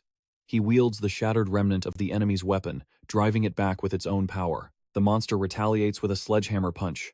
Lucas weaves through the assault, landing a counter, but the beast grabs him, dragging his body across the jagged floor. "Enough!" Lucas breaks the grapple and shoves the Minotaur's massive arm aside. A blinding light erupts from his core. His true power is finally online. The Minotaur regenerates instantly, unbothered by the damage. It levels its gaze at Lucas, preparing to unleash hell once more. Lucas charges, wrapped in blazing aura. His strike collides with the Minotaur's attack, triggering a massive explosion that engulfs the cavern in dust and chaos. Emerging from the smoke, Lucas locks eyes with the beast.